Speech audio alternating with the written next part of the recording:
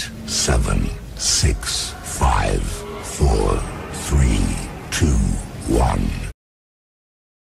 Close to call. Now here's North American Harness Update on SRN1. All may be quiet on the Western Front, but even silence is the most profound noise. Not only that, why are we always talking about the Western Front? What about that Eastern Front? Is the Eastern Front just so ruckus? Is there just a big ruckus going on that Eastern Front? Why is everything got to be quiet on the Western Front all the time? That Eastern Front is either way too loud, or maybe it's even more silent than the Western Front. At a certain point, then, too, the Eastern Front becomes the Western Front. That's all. I'm digressing already, because you can tell I'm already excited to be back. I, of course, am Ray Catolo, or I am currently Ray Catolo, back here on North American Harness Update after being on, let's just say hiatus for the last week. Well, last week we were. 2 weeks ago, we weren't here. 3 weeks ago, I think we were at Tioga. You know, time really flies when you think about it. Isn't that right, person who's standing right next to me? How about these people that are joining me right now over the phone on our video stream, as well as also on our audio stream here on SRN1? Rod Allums Jr. here, Mike Prebosi a little late, so in lieu of that, I grabbed this CD of Roy Rogers, the King of the Cowboys. I think that's a good substitute while we wait for Mike to come in. Or maybe our guest here for the first part of the show, harness racing trainer extraordinaire. I think he's the best trainer in the Midwest, Mr. Brian Brown, joining us. Brian, how are things going this evening? It's pretty good. We're just sitting home watching races, talking to you guys. You see, Midwestern hospitality always sounds so sincere. You could have said that in a backhanded way, and I couldn't take it like that. It sounds like you're genuinely happy to be here. Although I do apologize for you having to be here with Rod. We couldn't really work around that, but because he's part of the show, we've been trying to get rid of him for weeks. He just won't leave. He refuses to leave the premises. Rod, at some point, I'm going to have to get the law involved.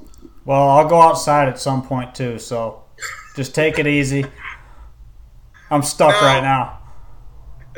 Now, I say Brian is Midwest harness trainer extraordinaire, because if I'm not mistaken, Brian, you train almost half the horses in the Sire Stakes finals in Ohio tomorrow, and then you have a bunch of Frosh prospects racing in Lexington on tomorrow, too. How do you keep track of it all? How do you keep track of all those horses? I just train them. I let my wife take care of the paperwork, keeping them all in order, and the help gets them there and gets them raced. Like the old adage, behind every strong man is an even stronger woman who could probably beat him up. I don't know if that necessarily is the case for you, but how many horses do you have racing this weekend? Do you know? I think there's 23 tomorrow, tomorrow, and I think we only have one on Sunday is all. And tomorrow, those are all Sire Stakes horses. I have one in an overnight at Hoosier tomorrow. Okay. Well, it's good. This is in the Open tomorrow, yes. It's good to know that you know which horses are racing, because I feel like that'd be the one thing as a trainer you'd want to know, because if you forget which horse is racing, someone could just snag that horse away, and then you never know what happens to him ever again, I imagine. Nah, I got the people to keep an eye on them. When you have an operation like Brian's, I'm sure you have all of the hands you can get. Sometimes you have too many hands, I imagine, as well. Generally not. I mean, on the easy days, we have a lot of people there, but when you're racing this many, you need all the help you can get. Now, first things first, is there any horse in particular racing tomorrow, either in Ohio or Kentucky, that you are really looking forward to watching? I really can't say there's one. I mean, we own a couple ourselves that are in the finals. A 3-year-old filly, Present Pretty and Perfect's been off for a while, got a little sore, so we rested, just pointing for this race. Our worry is she going to be tight enough for this race? Qualified grader who start last week, so I think we're coming in okay, but qualifying. I was expecting more of that sentence. I apologize.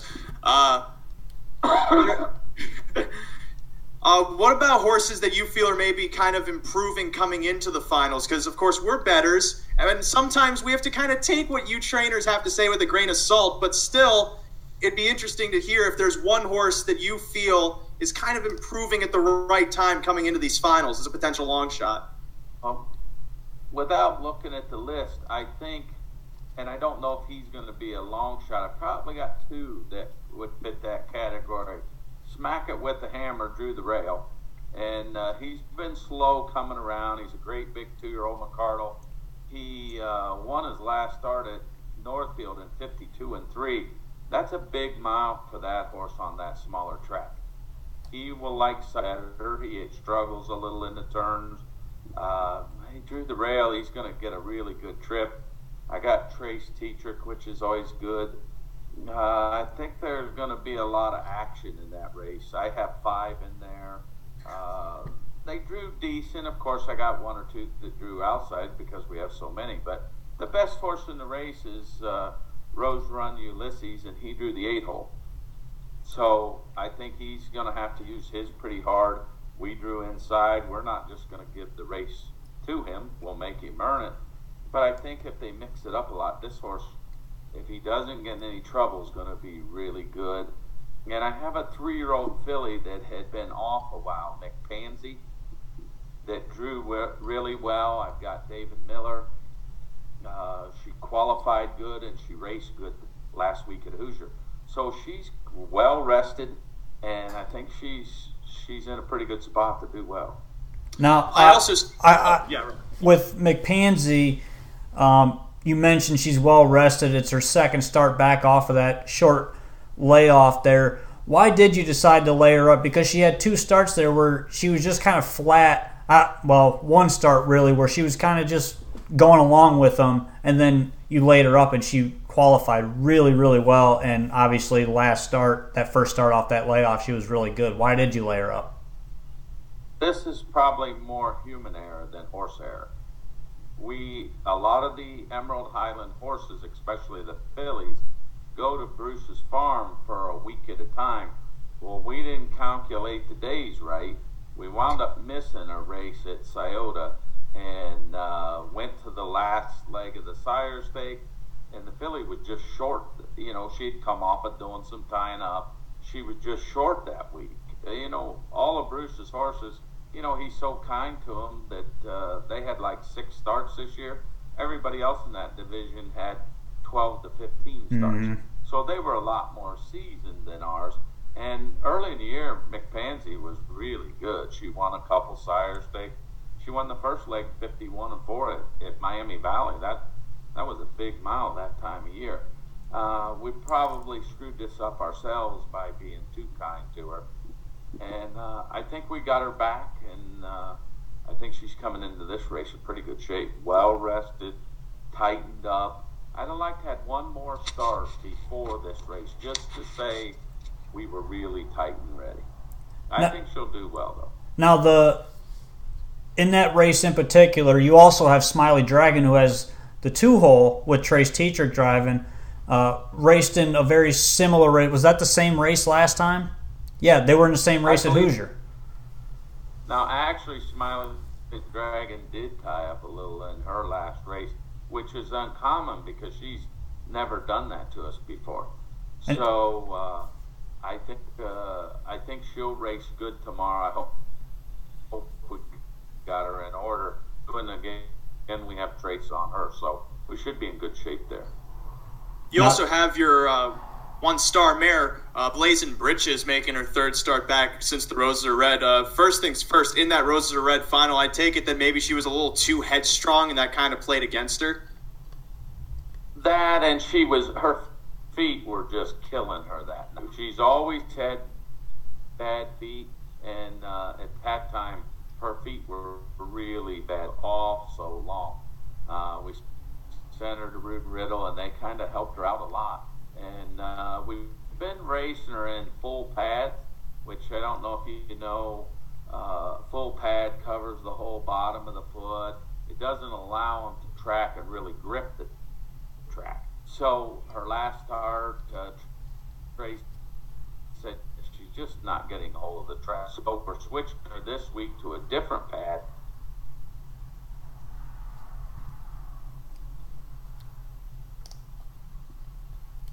He cut out a little bit there. All right, we got him back now. Oh, okay. But I do want to say with Blazing Britches, she's one of my favorite mares in racing, just because. This is very important information, by the way, for anyone listening. No, I mean, she's Rod's favorite horse. No. Listen.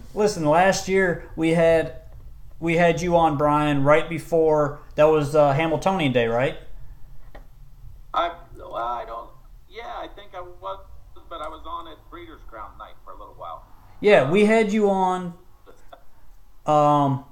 It was just the radio show then, before we had the video. So when we had you on then, Blazing Britches hadn't made a start at the Meadowlands. She hadn't left Indiana yet, and you kind of hinted that maybe she was due for a big mile, and then she ripped off that 48 and 4 mile the next day, and we all kind of looked at each other. Or, we've got a group text going, she ripped that mile off, and we're like, oh, yeah, Brian knew all about this thing all along. He was hiding it from everybody. Well, we didn't know she was going to be that. Actually, in between her and the Meadowlands, Hamiltonian Day, to the Meadows, and beat a really good filly and betters up. Mm-hmm. And we knew then that she's really good. Of course, you don't expect a 3-year-old filly to go in 48-4, but she did it pretty handy that day. I think it paced even faster that day. But, that was really her last great day. She had some struggles after that. Wasn't at her best at Delaware. Terrible in her elimination of the Breeders' Crown at Hoosier, and made some shoeing changes. Made some bit changes. The vet done some work, found the right spot. She was unbelievable in the final. That was probably the most enjoyable race I've ever won. For a horse to be that bad and come back that good in a week's time. I think I remember, too, during that Breeders' Crown show, we were live, and then I didn't know this at the time, that was Bruce Trogdon who walked by us. Because we had a lot of people come by and just shout horses at us who they liked. And he was saying, Blazing Britches tonight. I went, yeah, okay. Who the hell is this guy? And later on, I see him walk by again. And he said, Blazing Britches, am I right? And I see him with the blanket and the suitcase. And I went, oh, damn, that's okay. Now I understand why he liked this one. Yeah, we know she raced on a Friday. It was clear up to Thursday before we knew. And then when she warmed up that night, and I was texting Bruce, and I told him she had been a totally different horse the day before and that night warming up. So we weren't going in confident, but we liked our chances a lot better. And she drew really well. I think she had a pretty good spot.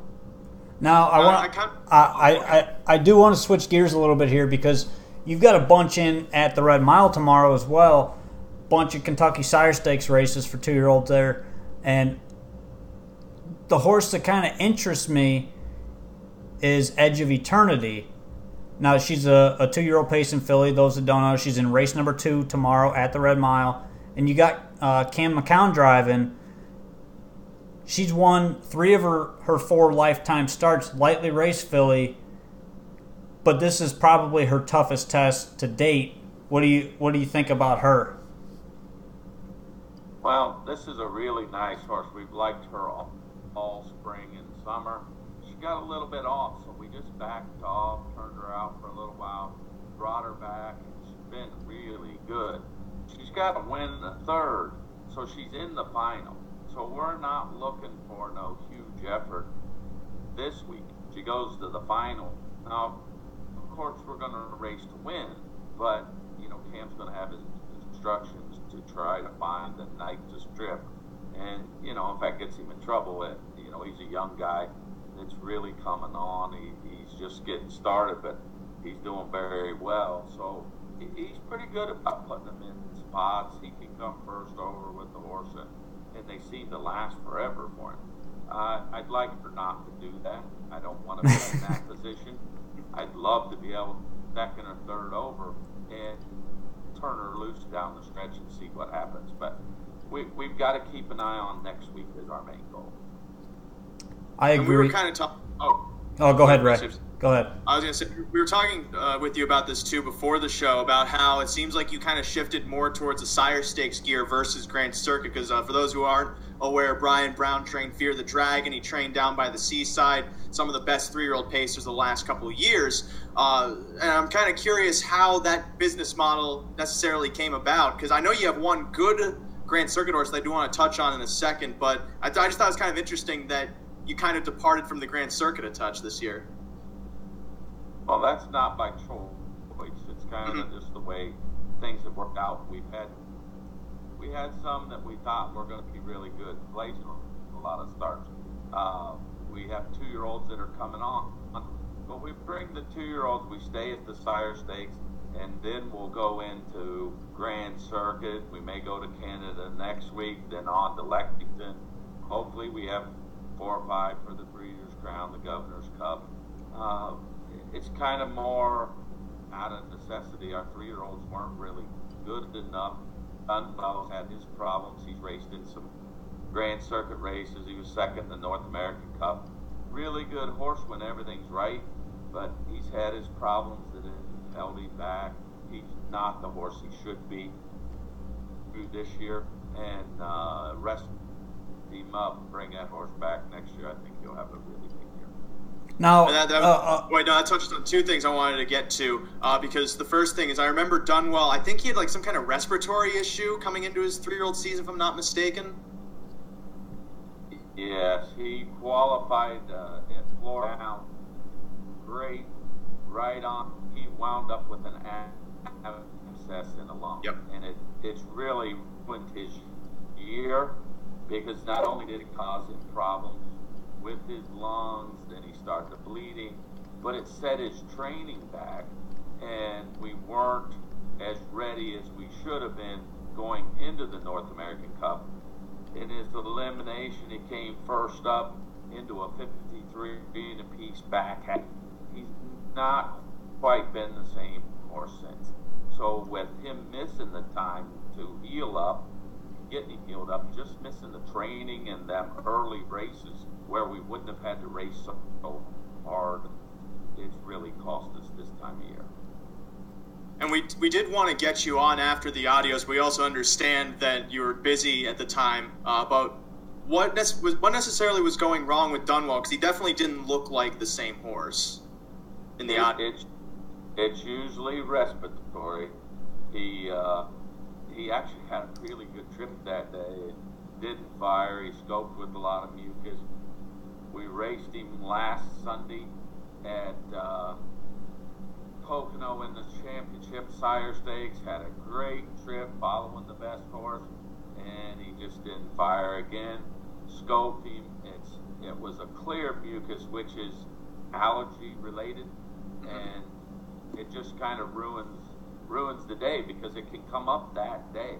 We could have scoped him the day before, been clean, and then allergies kicks in, and then the horse can be no good that day. So, from what it sounds like, have you shut him down then for his 4-year-old season? No, okay. Not yet. We actually put him in the jug preview for Saturday, and it didn't fill. Okay. So he's jug bound potentially? We'll point him for the jug. I may wind up having to go qualify just to put a start in him. I hate to miss 2.5, 3 weeks here leading up to the jug. So without the race Saturday, it kind of put a hindrance on us. So we're going to have to figure something out here. And of your stock, would you say that he is your best shot at the jug, or do you have any other kind of 3-year-olds that are stalking around? No, he's my best shot. We're not coming in great shape here, so hopefully we get him in a lot better shape the week of the jug, and he can show who he really is. Other than the American Cup, he has not raced anywhere near what he should be. Rod, I believe you want to touch on something. Yeah, I wanted to get kind of off track just a touch. Now we've done this with you before, kind of goofing off, but this one's a little more relevant, I guess, to what we do. Now, you've been a supporter of us since we started this, and we really appreciate what you do for us. You help us out. And for our fans, since we've grown so much recently, we want our sponsors, like you and your stable, to kind of tell our fans why you support us and you continue to support us. And just for reference, Brian, picture me standing over you with a very blunt object ready to hit at any time. just in case you need that pressure.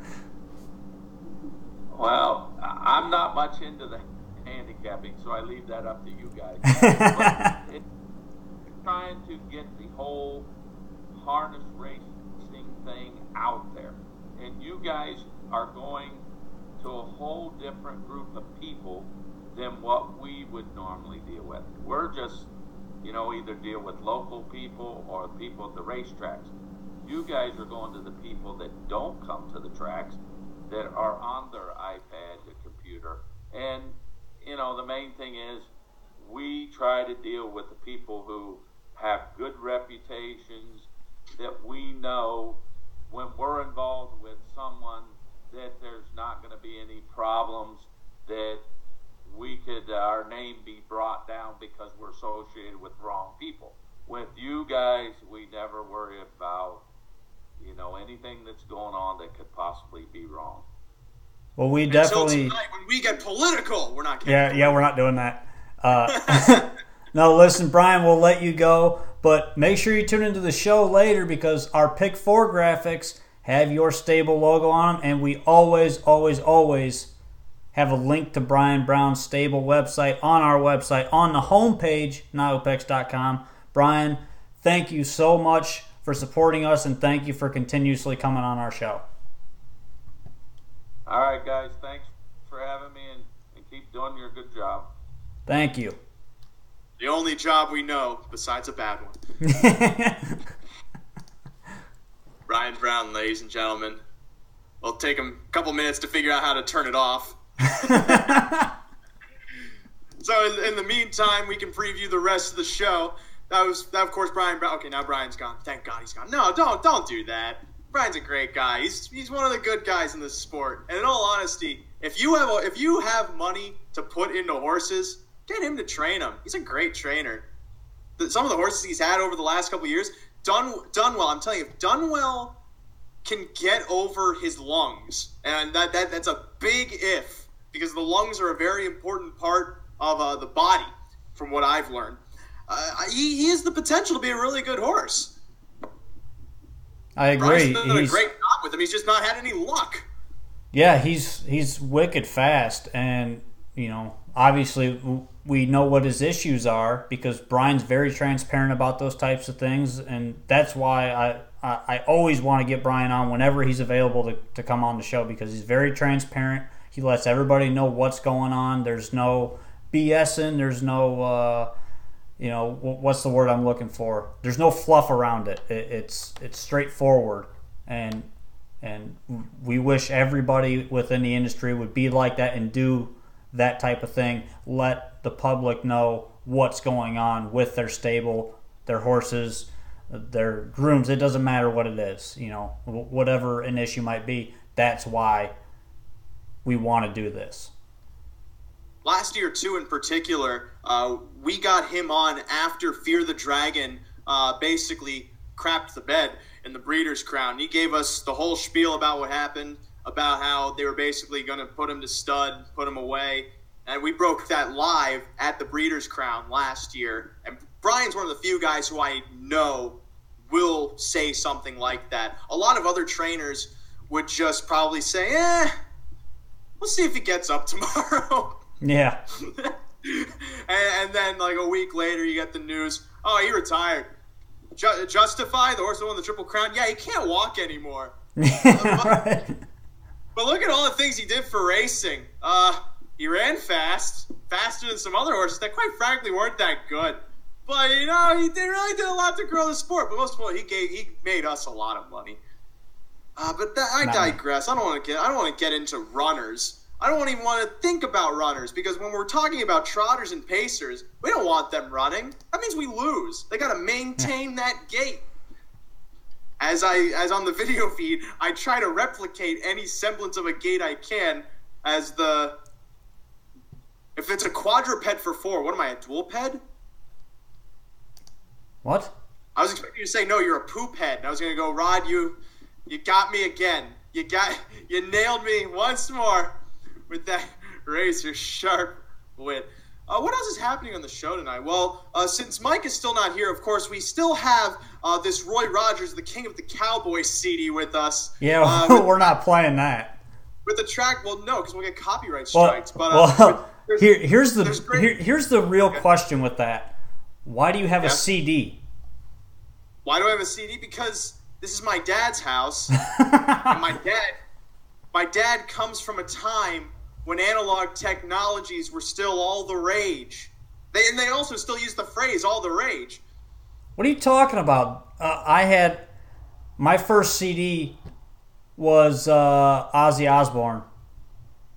That was the first CD I bought. My first CD was a collection of aquatic noises. Why? Symphonized. Dude, iPods were out when you were born.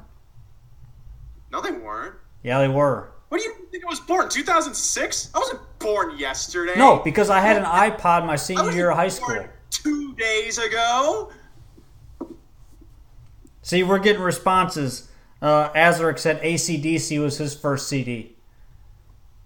Oh, Actic. I was never a big fan of Actic. Why? No, they weren't that current for me. That's a smart one, ladies and gentlemen. Thunder. Open up your dictionary. Thunder.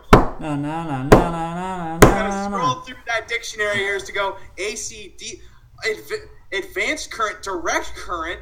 Oh my God! Holy Tesla! And then you get a picture of Elon Musk blazing away there. That reminds me.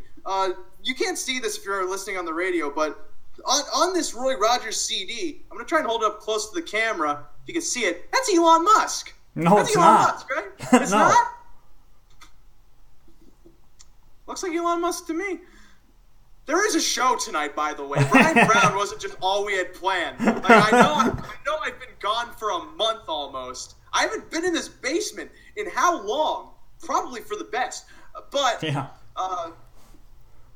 we also have racing to cover. The problem is, for the live racing we have, we're covering the Mohawk Late Pick 4, which doesn't start till race 10, and race 7 is just going. So we won't be getting to that till later. Those of you on the video feed, you will not see live races. We instead of we've gone through change with how we present here on North American Harness Update because we have upgraded the technology. That we've upgraded our whole infrastructure. We have a temporary fix here. Presentation of racing imaginable. We have basically condensed the entire experience into an audio stream. But of course, we understand as well that the eyes need something to look at. And I'm not saying like we're gonna get pictures of sexy ladies and for the ladies out there, sexy men, because we don't discriminate here. We understand that both genders. I don't mean both. I'm really digging myself in a hole here, but we in North American Harness Up, they understand that both of the societal constructs of genders want to see sexy things sometimes, but that's not what we're talking about. That's why they watch for me. Something to look at. Nah, we instead have we have basically put everything that is harness racing into one picture, and that will be placed on top of the audio experience that you will see as those races come closer. But we also have races to preview including stakes tomorrow at Mohawk. There's 2 divisions of the Simcoe for 3-year-old Colt Pacers. There's 1 division of the Simcoe for 3-year-old Filly Pacers. And there's 2 eliminations each for the Billy Wellwood. I don't think he liked being called Billy, so I'm not going to do that. The William Wellwood Memorial and the Peaceful Way Stakes. And, of course, we're not going to forget our friends at Running Aces, which, by the way, it's next week. Yep. Next week, we're live from Running Aces for the Minnesota Night of Champions. Rod, how much money's on the line? There's a lot of purse money on the line there for the Minnesota Breds. 350 G's. Why am I echoing? And this is from an up-and-coming circuit, a circuit that I think is not even 20 years old. No, it's about 10 or 11 years old now. 10 years old. And the purses are skyrocketing. It's a great product now. Next year, the year after the Diamond Alliance starts, you're going to get a lot more Minnesota or Diamond Alliance bred horses coming in there. The breeding stock has already seen a significant increase over there in Minnesota. It's only going to get better from here on out, and the product is improving year over year. And if you haven't been there, make sure you plan a trip to get to Running Aces. The place is awesome.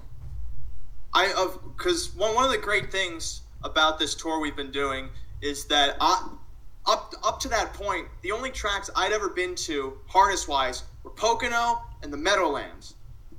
And my God, there are so many other great tracks. Not to say that those 2 aren't great tracks, but London in particular, I love London. I can't wait to go back up there because we're going back up there October 5th. To cover their opening day. Put that in your calendar. We'll be live there October 5th. But Aces, too, mixed in with that Minnesota climate, you know, the one where where it just does all of a sudden just doesn't start thunderstorming in like a proximity of 5 feet, and 10 feet across from you there's a tornado going, and then there's hurricane the other side, but then it's sunny everywhere else. Not that kind of Minnesota climate. When you get that moderate 60-degree blue sky, maybe a little cloud here, there, and there, but not there. You don't want a cloud there because it ruins the whole aesthetic of it. But when you get that mixture, which hopefully we will get that Saturday, there's no other place like it. It's such a quaint little track with a pond in the center. I believe there's actual fish in it too. The one outside? This one. Trout Air. That's a hat. Trout Air. Rob, it's not a pond. That's a hat. Trout Air Tavern at Running Aces. Fish. Keep the fish, eat the fish. You haven't commented also on something that's different about me. I'm looking here. Wait. Did you grow a chest hair? What? No, what? You have chest Rob, pubes. My eyes are up here. Please. You shaved your unibrow. You try to be a part of beard season. You try to be a bit more of an intellectual person. You don't even get recognized for it. Yeah, well, come on. This beard right here, this thing. Oh, yeah, you can't touch this. Come on. As a licensed you better police just shave. officer, You better I just have shave every that right off. to touch it. Everybody trying to touch this. Not only that, it can be used against you in a court of law. I'm going to put this Roy Rogers CD back. I'm sick of looking at it. Not to say that I'm sick of looking at Mike, because that's not Mike. That's a Roy Rogers CD. I had it in lieu of Mike. Deep down I miss Mike. I haven't seen his face in a long time. I hope everything's okay. I hope that the president of Croatia is not giving him that hard a time, because Mike is currently out doing harness racing business in Croatia. He's trying to start an alliance out there to hopefully bring Eastern Europeans into. And just like that, he's back. Mike's here. Michael Prebosen. Long time no post. You caught us just as we were going to get ready to start talking about racing. Oh, thank God.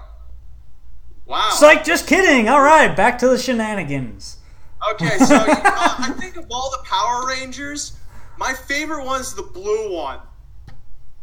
Dude, it's the pink one. I don't like the red pink one. Kim. The red one makes me scared. Kim is the pink one. She was hot. She was a he, Rod. No, the pink one. It was Kim.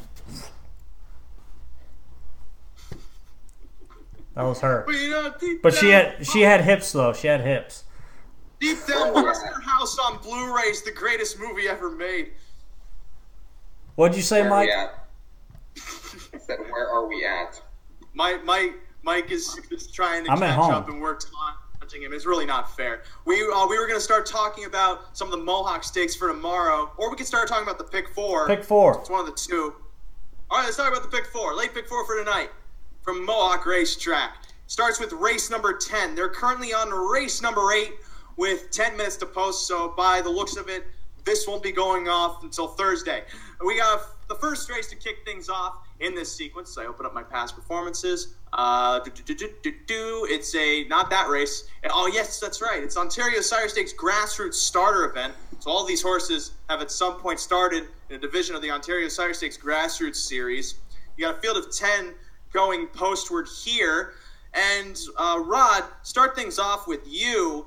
I had a tough time trying to figure out if the 6 or the 7 are the only horses in this race. I was able to find one other, but are they really that dominant a force, you think?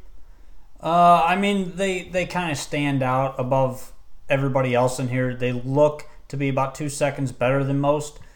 But I'm going 3 deep here. I'm going to try to beat them with one other horse. The 4, Stonebridge Guard. First start for Moreau and Louis Waugh, going from the Jack Ray, Scott Ray combo. Last time, made up 11 lengths the last half. That was a big mile in my book. He's had 3 starts here before the trainer change. I think they're going to have this horse ready to pop. He's got 7 wins in 11 starts in his life, so the horse knows how to win.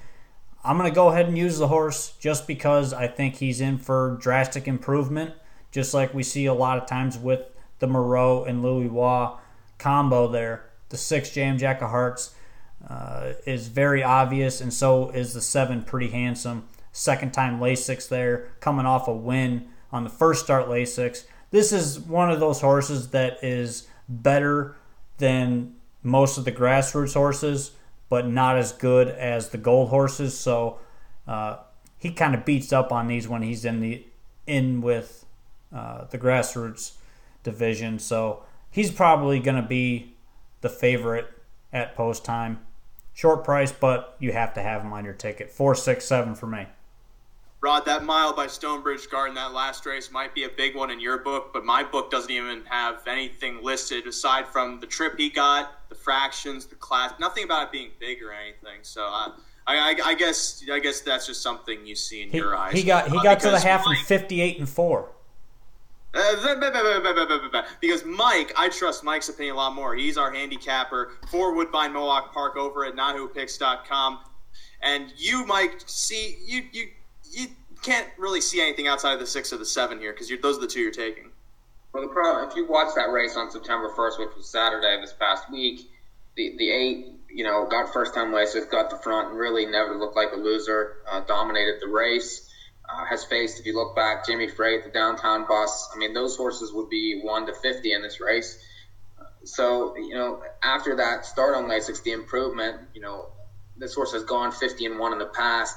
It's pretty tough to go against. And that, out of that same race, the 6, raced in spots. This horse was racing very well earlier this year, was flying down the middle of the racetrack in a lot of these grassroots races. He's faced some of the top horses at the racetrack. Kind of got lost on the turn last time, but then re-rallied again. Any sort of, similar effort, and I think that he has a chance to beat the 7. I understand what Rod's doing with the 4. I just, the problem is this horse, would really have to improve to beat these 2 horses, and I would probably be interested next time. I think the price is going to be a little bit underlaid. I'm going to go 6, 7. I definitely agree with the 6 and the 7. I also noted, too, these horses racing in gold divisions as opposed to some of these other ones that have been racing in grassroots, because there's a big disparity between the grassroots level and the gold level. The same way you look at New York, the Excelsior Series is way different from the main one. Pennsylvania, the Stallion Series, different from the main one, etc., etc. However, I did find the 3 Mockalicious a bit interesting for the William Robinson barn. Has been racing mostly on the half-mile tracks, mainly Grand River in the last couple of starts, and has put in some decent miles over there. 4 starts back, finished second off a pocket trip. 3 starts back, parked the mile as the favorite, and then in his last 2 starts was kind of out of contention from those outside posts. I'm interested to see if he can improve moving to the bigger track, because he's going to be a long shot without a doubt, and a lot of people are going to look at those times on that half mile as opposed to maybe the 6 and the 7 who've been pacing in 50 and 51. They're going to go, oh, this horse is too slow to be in competition, but I think he draws well to potentially race well, and he's not necessarily that proven against this group. So maybe with the right trip, he could potentially upset. He's got the right connections. He's got the right setup. It's just whether or not he has the ability, and that's what we're banking on. I'm going to go 3, 6, 7 in the first leg of that pick 4. Now, what's interesting is in the second leg, the filly and mare preferred, we all have the exact same 4 horses. We're all 1, 3, 4, 6. Which means either the 2, the 5, or the 7 are going to win the race. But Mike, what I'm interested in from you is this is a situation where you're taking 4 of the 7 horses. Why not just take the all button? I mean, and I get that. That's one of my big roles and something that I typically follow almost universally. Because if you like more than half, you probably have no opinion. I feel like that those are the top 4 in the race. A lot of times trip matters in these preferred races. They kind of take turns beating each other. The one's getting a huge post switch is going to be a big chalk in there, but can't seem to finish races off. The 3, gets Brett Miller. This horse is always capable of big efforts. Only won for 12 this year, but won 500,000 last year. The 4's been sneaky. Won 2 races in a row. Then got stuck in the 8-hole, parked against Pure Country, no chance. And Osceola is the top trainer at the circuit, and then Wedge Jolly, who always seems to miss time, always seems to, come back and fire her best shot. Any one of those can win the race, so I'm a little cheaper in the first leg. I'm going to cover the bases in the second. I agree with you in that these 4 horses definitely seem like the main ones in the race, where if any of them gets a trip, they can beat each other. Action Majesty, for me, I feel is a bit unproven at this level. Probably a horse that's better at cashing a check than winning, especially with that last race where she had the post advantage while some of the other ones had the outside draws and were taken out of the mix as a result. And plus, she's made her move up the class ladder, so she's still kind of inexperienced at this top level, having only 2 months ago raced close to the bottom level in those numbers of 7,000 races.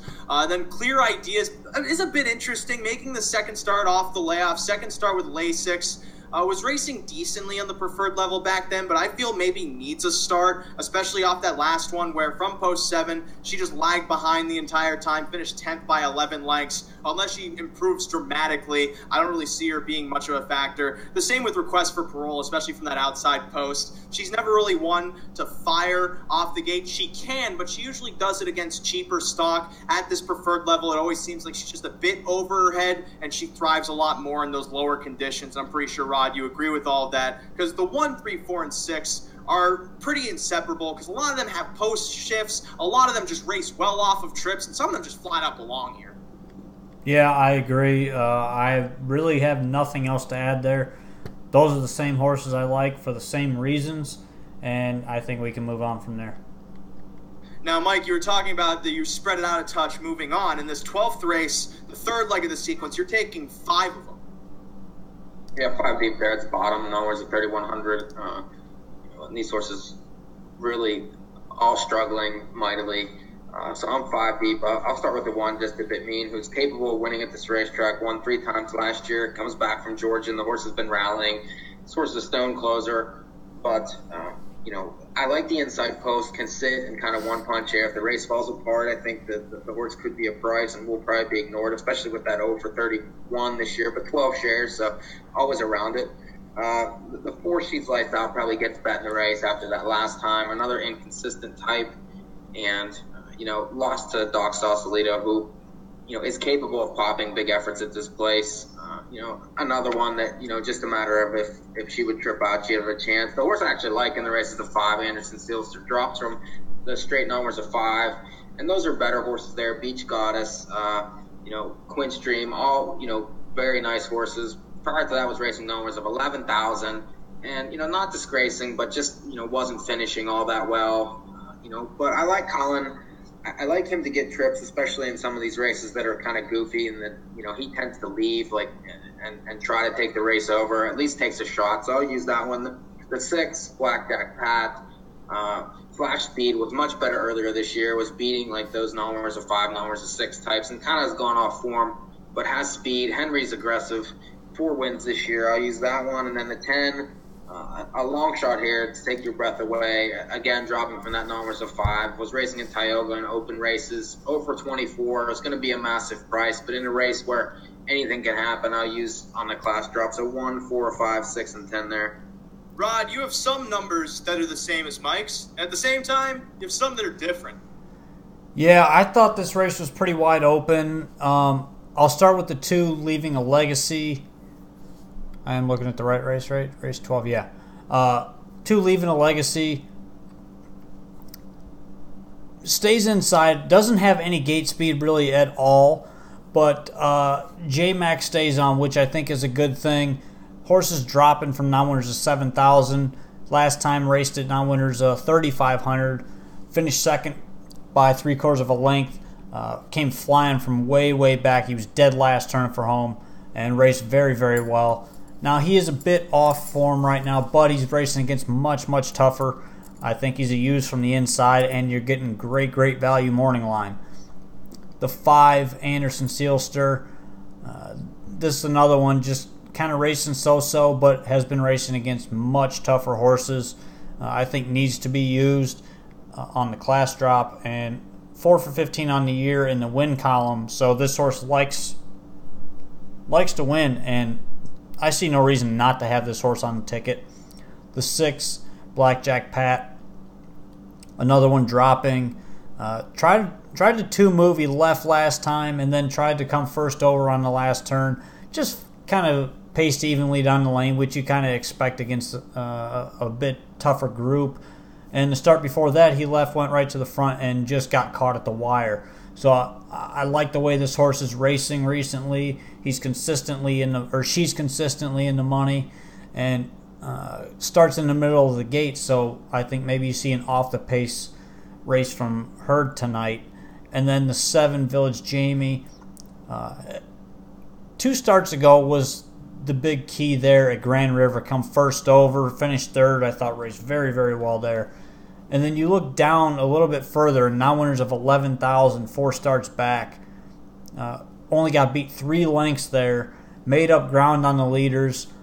Huge race there, 26-4 final quarter, 52-2 mile. This horse came last 3 quarters in 123 roughly that night. So I think this horse is definitely playable. Starts outside, but gets Louis Waugh. Maybe we see a fire from this horse tonight, go right to the front and try to wire him or get a tool trip. She's classy enough. I think she can get there. Probably needs a trip, but has the speed to be able to do it, and she's got a big final panel in her if she can get that right trip. So 2, 5, 6, 7.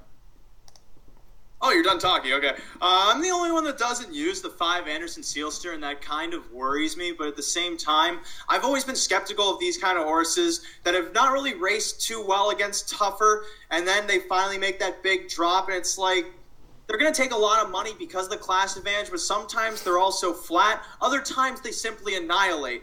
I'm hoping that the simply annihilate part does not happen because I see 4 other horses that have a good shot. One of them is the 2, Leaving a Legacy that you were talking about. I like the fact, too, that she's dropping back down to a level where she's raced well before. That inside draw should definitely benefit her racing style as well because she can sit close to the lead. She can sit a bit off the pace, but it seems like she mostly sits off the pace when they go way too fast on the front, and the pace setup of this race doesn't necessarily look like they're going to be getting to the half in 54 and change. which could probably play in her favor. And then from there, it's just working out the trip, yada, yada, yada, blah, blah, blah, stuff that's pretty standard for handicapping. Blackjack Pat makes sense, too. She's another one that has at least raced well against tougher horses, but is making the drop clearly just because she hasn't really had the racing luck necessary to win. I like these kind of horses way more, and it seems like she, too, can get off the gate. She can sit up close. She can get a trip. And afterwards, maybe outfinish them. Village Jamie's interesting, too. Rod, you were touching on this one. I like her as well as a potential upset. I look back to a race on July 28th where from post 10 against an hours of 7,000, she parked the mile and then finished 10th. I love that race, even though she finished 10th. I loved seeing miles where the horse tried to leave, got kind of a rough trip, and then came out of it fine. Because then after that, she moved up in class, and she finished well to finish. She came home well to finish 7th in 26 and change off a rail trip, and then she's just been racing on smaller tracks. The move to the bigger track, I feel, should definitely help, and this one's going to fly under the radar because no one's really going to compare those races at Flamborough and Grand River to this one very highly, which just plays to our value angle. And HP Pandora is one I thought that was interesting, too. One coming out of the Osceola barn and off of a qualifier in 55 flat. 2 starts back, parked the mile by parking to the quarter, then trying to go to the lead. Did take the lead, but then quit afterwards and finished a distant 10 lengths. Or finished a distant 10th, rather. Had to qualify as a result. This mare is another one moving down in class, but has raced well against tougher in the past. So long as she can get some luck and a decent trip, I think she can get involved, assuming as well Osceola was able to kind of correct whatever is wrong with her. So I'm 2, 6, 7, 8 in that third leg, trying to get some kind of price out of there, because in this final leg,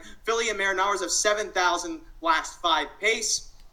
I don't really think it's that tough, but Mike, you're still 4 deep, but before I get to you, Rod, you're the deepest of all of us. You're taking the inside 5.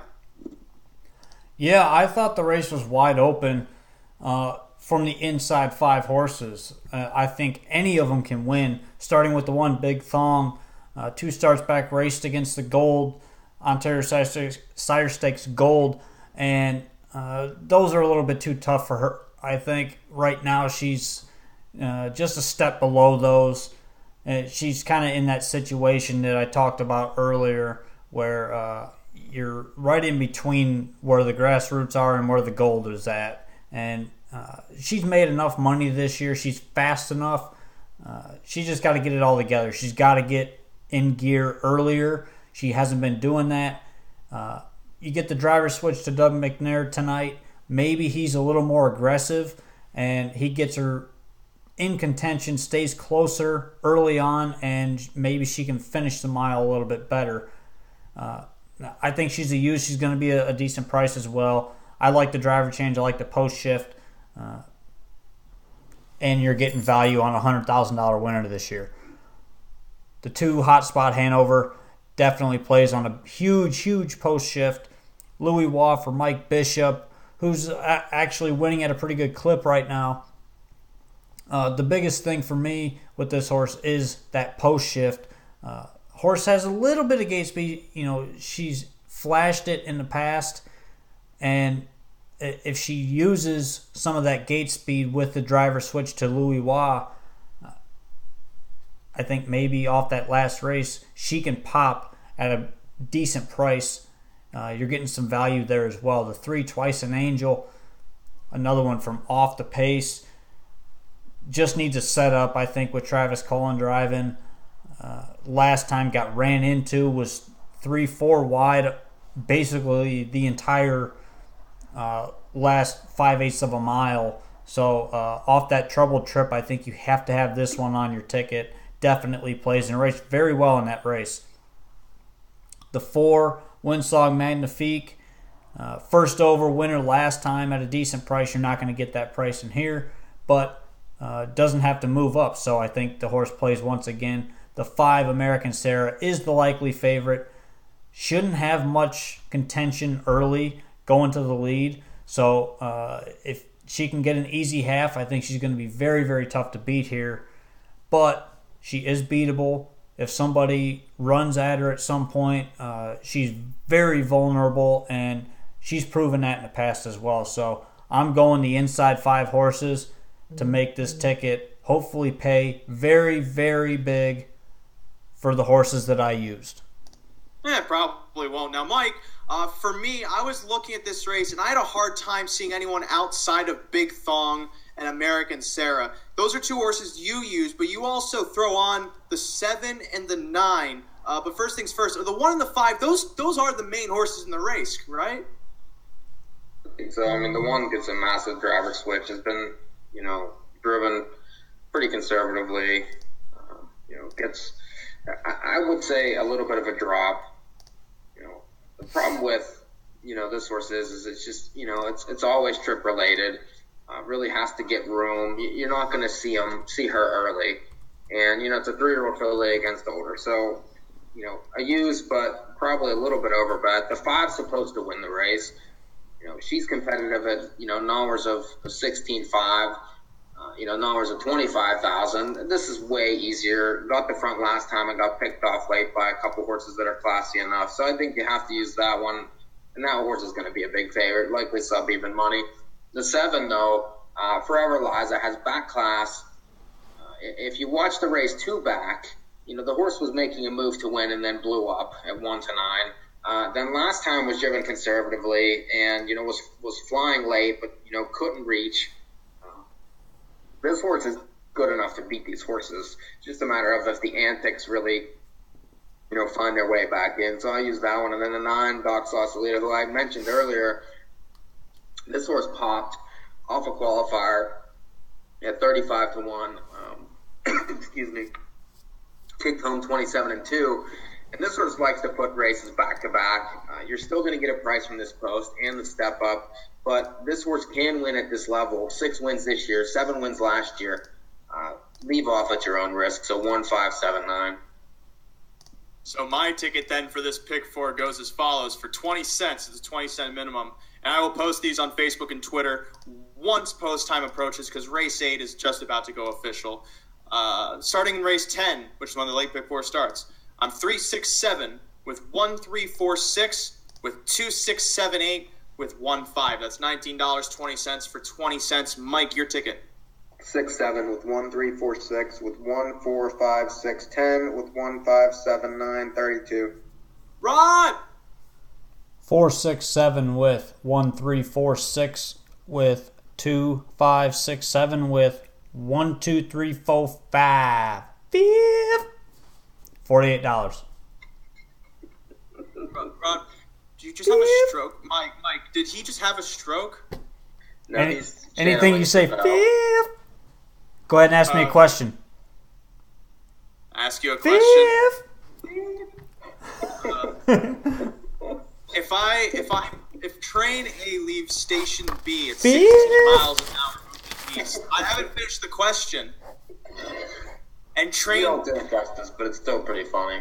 Train B leaves station A at 18 miles per hour moving west. At what point will my George Foreman grill make my grilled cheese sandwich? Can you see this? It's Uncaille, if you're speaking French. It says fifth. Fifth. No, it's a page of lined paper, which blurred in your webcam. Well, everybody else can see it. Fifth. Yeah, but no one on the radio can see it.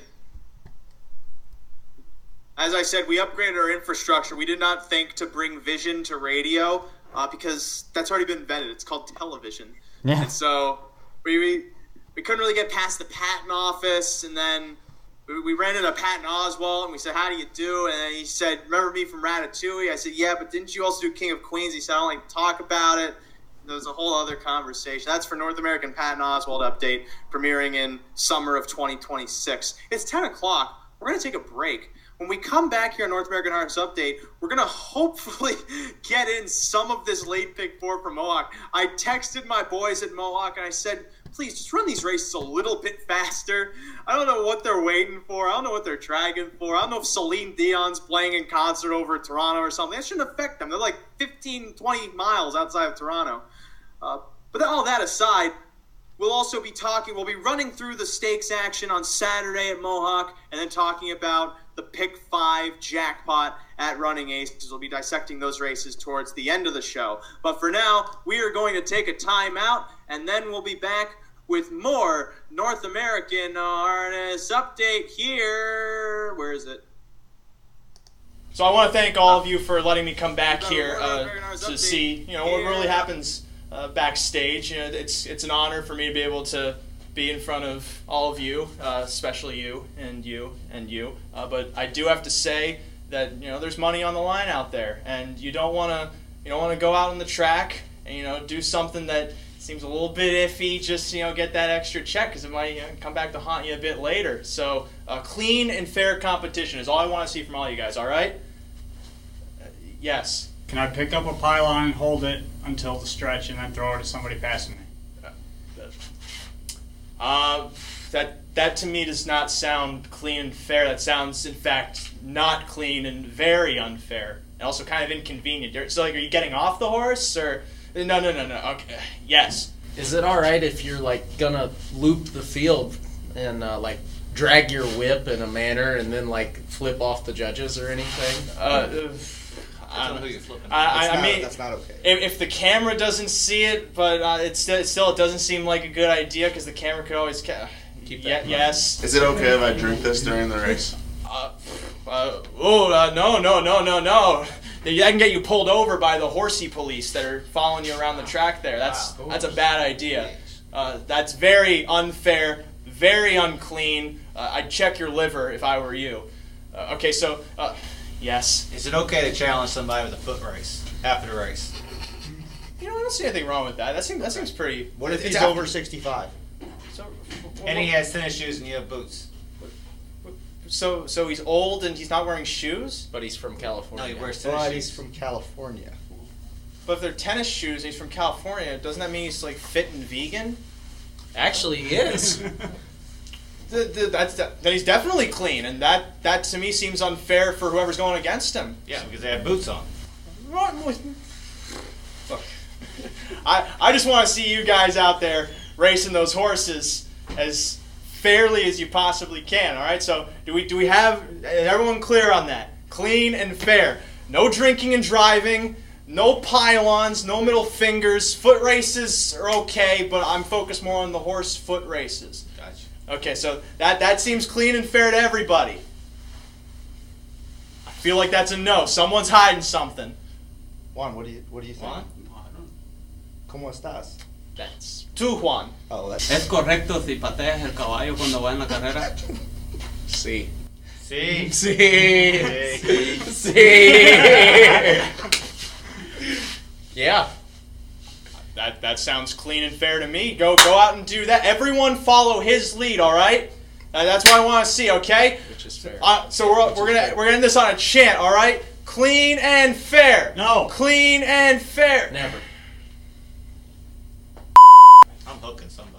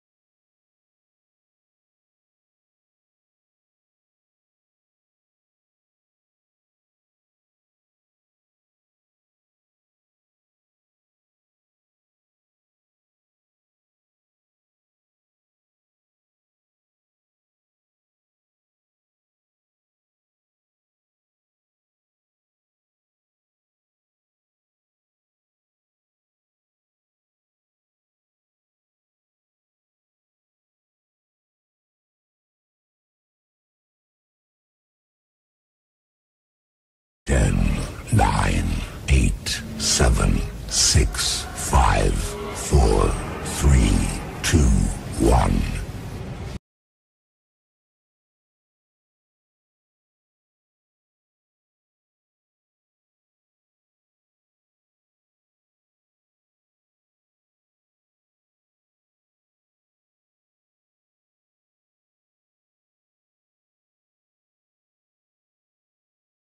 Full upon.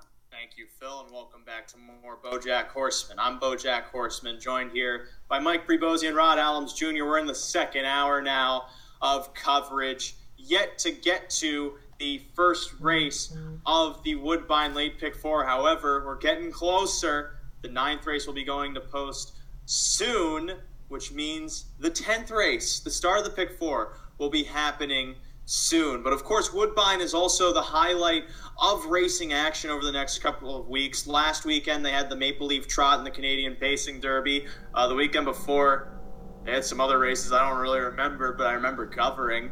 And this weekend in particular, they're getting ready for another round of stakes. They have eliminations for the William Wellwood Memorial. Those are 2-year-old trotters. The Peaceful Way, 2-year-old filly trotters. And they also have divisions of the Simcoe for 3-year-old Colton Gelding Pacers and a division for the 3-year-old fillies. We're going to dive right into that stakes action at Mohawk tomorrow, starting with, I believe, the first elimination for the Peaceful Way. Yes, I'm right. We have 8 horses going posted here, one of which is the Ice Duchess, a horse we got to cover live as she sat the pocket trip and won at 5-1 in the Jim Doherty Memorial. Since then, has had some gait issues. She made a break in the Champlain Stakes on August 30th and then qualified the very next day. Seemed to be back on gait, back to her usual business, but could be vulnerable as the morning line favorite. A lot of times, too, with these 2-year-old races, we can try and get some prices, especially as some of them have some starts in them, because the rate of improvement, and Rod, you can attest to this, in 2-year-olds is much more accelerated than, say, with a 3-year-old. Well, you're not going to see an improvement per se, just because, I mean, she's known to be easily the fastest 2-year-old trotting filly, I think, that's out there right now. But she has her issues. She makes breaks. That's part of her repertoire, I guess, now. But, you know, it's a hit or miss thing. Do you take... Big equipment change, though. That's right, there's hobbles Yeah, now. she adds trot hobbles, so... That makes her trot. Well, you know, it could work either way. It is a 2-year-old trotting filly, so adding those hobbles, maybe she doesn't take to them well going the speed that she needs to go. I mean, if you look at that qualifier, it was a slow qualifier. She just went around the track, took it easy. When she's got to use that real speed like she's going to have to tomorrow night, is she going to take to those hobbles? Because she didn't show anything other than a 28-1 kicker. You know, she went 29-3, 29-4, 29-3. I mean, that's not showing that 27 speed. So when she has to do that, can she keep on gate? That's the big question. For me, I'm going to use her, but I'm going to try to beat her as well. I think the 8 HP Tatiana Runner is the horse that could beat her if she's flat. Made a break last time, and before that had 2 wins in a row. She's good enough, just needs to be on gate, and you know, she's quick. She's going to be close to the pace, I think. She's going to duck off the wings, but she'll be close enough turning for home in this field of 8. I think if the one breaks, she can win this race. I don't know. I can't really say I'm a big fan of a 2-year-old trotter with the word runner in their name. And not only that, I don't really think I like the fact that she's probably going to be off the pace, especially considering she broke last out. Because it seems like with a lot of these 2-year-old fillies, just looking at their lines, the moment they get asked to go, they just get confused and they just start galloping. Yeah. I'm looking at the 2, for instance, Angie's Lucky Lady, although she was on the lead last time. I'm looking at Kiss Me Blue Chip And even then, she broke towards the start, but then she has races where she breaks elsewhere. You have HB Tatiana Runner. And then the one horse that was kind of interested in, Presto Changeo, was trying to rally from the back last time and then made that break coming into the stretch. This filly has a couple of decent lines and can get off the gate and get up close towards the lead. But the problem is I have a hard time trying to figure out who gets off the gate because the pace, there's not a lot of pace in this race aside from Angie's Lucky Lady. It seems like if this horse minds her manners, she could just take him around the track. But I look at Frowley and Blucher. This horse has the pedigree to race well, although the line she's put in her couple of starts don't really have me excited to bet her. Confession Session's interesting because she has a great gait, but she doesn't really have the speed to supplement that. She was fourth behind Susie last time out, and Susie's a fairly decent 2-year-old trotter, so I'd be kind of interested in Confession Session for the underneaths. But and Mike, you can kind of contribute to this too. I think it's hard to try and figure out who's where in this race. I think the one gets the front. I think the one dominates the race. She's already shown that she's fast enough. She has Jingra in a race full of closers. The equipment added, and then the qualifier where she just cruised around. She's better than these. She's, I don't see any issues here. I think really tough to go against, and you might even get a little better price off those last couple lines. I'm not interested in really betting the race. The only other horse I would try would be the 3 Evident Beauty, who's obviously showed talent. Won by a nose first time out of 10-1, albeit off a perfect trip, but showed speed to put herself in that spot. I don't mind that. Pitched a freehold race. That's just a half-mile track.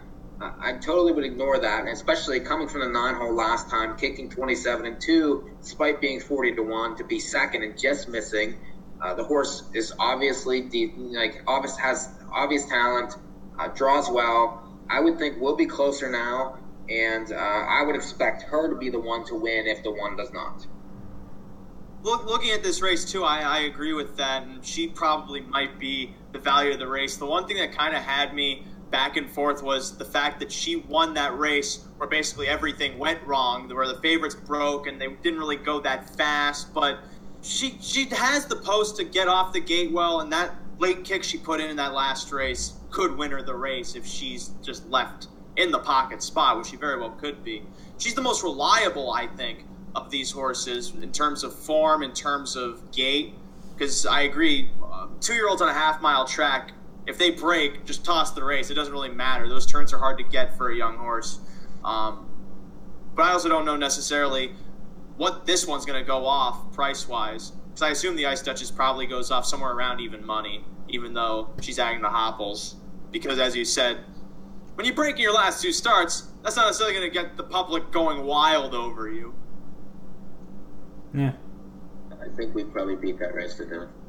Well, let's beat the next one even harder to death. The second elimination for the Peaceful Way. This one has 8 horses. You got Susie, another horse for Tactor, won by 5 lengths in her division of the Champlain last out. She seems to have been rounding into form. She made a break in the Jim Doherty Memorial over that wet track, but has rebounded since. It's minded her manners a lot more and has been paying off as a result. But then you also get a horse like Tommy Can You Hear Me, who had the absolute perfect setup last time out, added the hopples, and then just came home, was in the right spot at the right time, hit the wire at the exact right moment to win it 39-1, and now draws the inside. First things first, though, Susie is clearly the horse to beat. Does she get beat? Mike? I don't think so. I mean, I didn't really like her last time, and she just crushed. And, I think that this horse is better on a big track than she is a smaller track. She has the obvious, the pedigree is as good as you can possibly get. She just keeps getting better. She's, proven that, she's got that gate speed and really has only made that one mistake, which, I can forgive that race and was the favorite there in that stakes race. And if you remember, she kind of did get parked early and ran. That was a goofy night anyway. I don't know. Again, these races are difficult. She could break, and that sets it up for others. But I wouldn't lean too heavily on too many others. I don't mind the 8, Teddy's Little Angel. She's 3 for 5 so far. grinded last time and really took off late to win. I don't mind that race at all. Prior to that, lost to, Sister's Promise, who's a nice one. This horse has faced tough ones, has raced well in golds, has made money, and should be able to follow the 7 away from the gate, which I think is a little bit of an advantage. I would, the 2 is another one that's, has possibilities off the post switch, and Jameson is driving as good as he's ever driven. So I would be like some sort of 2-7-8 there. Well, with Susie too, that was a big mile she put in her last race. Would you be kind of worried that she could potentially bounce, or would that be more of a sign that she's improving? Yeah, I mean, she could. She bounced, you could say she bounced. I mean, she ran on July 27th after, a huge race in the kindergarten. So is it possible? Absolutely it is. I mean, young horses. But I feel like that she probably has more in her. I feel like the big track's better for her. And, that one race that she did make a miscue was on a sloppy track. So she's very difficult to go against. One horse that's kind of interesting to me in this race is the 4 Sisters Promise, who was the favorite against Susie last out. Although it looks like she was kind of best of rest there, finishing second behind her in that division of the Champlain. Yet, at the same time, she kicked home strongly. She does have a strong late kick altogether, but is she just going to be a victim of the pace? Well, I mean, she has to be driven faster. Go ahead, Ron. Well, Sister's Promise was a victim of the pace last time because Susie just kicked away. Yannick knew what was sitting behind him there, and he took off away from her on the last turn. And that really hurt Sister's Promise because she was kind of just grinding away on the outside. And when things kind of unraveled around that last turn where Susie got away from everybody, she was just stuck sitting out there. And I thought Timmy didn't push her at all. She was clearly going to be second there. She was trotting home as much as she could. She actually trotted the same last quarter as Susie did. So he didn't have to press her too hard to get home. She raced well. I think you're going to get decent value on her. She's been the favorite her last 3 starts, her only 3 starts. And like you said, she may be a victim of pace, but I think there's going to be enough of it in here that she could pick some pieces up late and possibly upset this field, especially if Susie goes back to her issues that she had on. When you say upset, though, I don't think it's going to be that big. Well, it's not a huge price. She's going to be bet again. Susie will be hammered every time. Well, she's not going to be even money. I can tell you that. She'll be closer. Exactly. She'll be closer to 5-1, I think, in here. No chance. Yes. No way. Because Susie's going to be 2-5. There's no chance. Susie's going to be 2-5. So that makes everybody else's value way better than expected. I think she's got a shot. I mean, the last time, I understand like what happened in that race, but last time these two were bet basically to even money together. Okay, Susie was 6-5. This horse was even money. Now this horse gets a post switch, gets a better setup, and you're telling me she's going to be 5-1. Yes. If that's the case, it's extreme value. I just don't think it's going to happen. I think the horse is closer to 2-1. No, just because of that last race. That's the only reason. But, I mean, most, especially sharp players are going to look at that race as a positive in a lot of ways, especially 8-hole, driven conservatively, flew home, and has been bet every time. So, just my opinion. I'm not saying you're incorrect. I just feel like that this horse is going to be bet again. While you guys were talking, I drew a shark. There's the shark I drew. Don't care. Next race.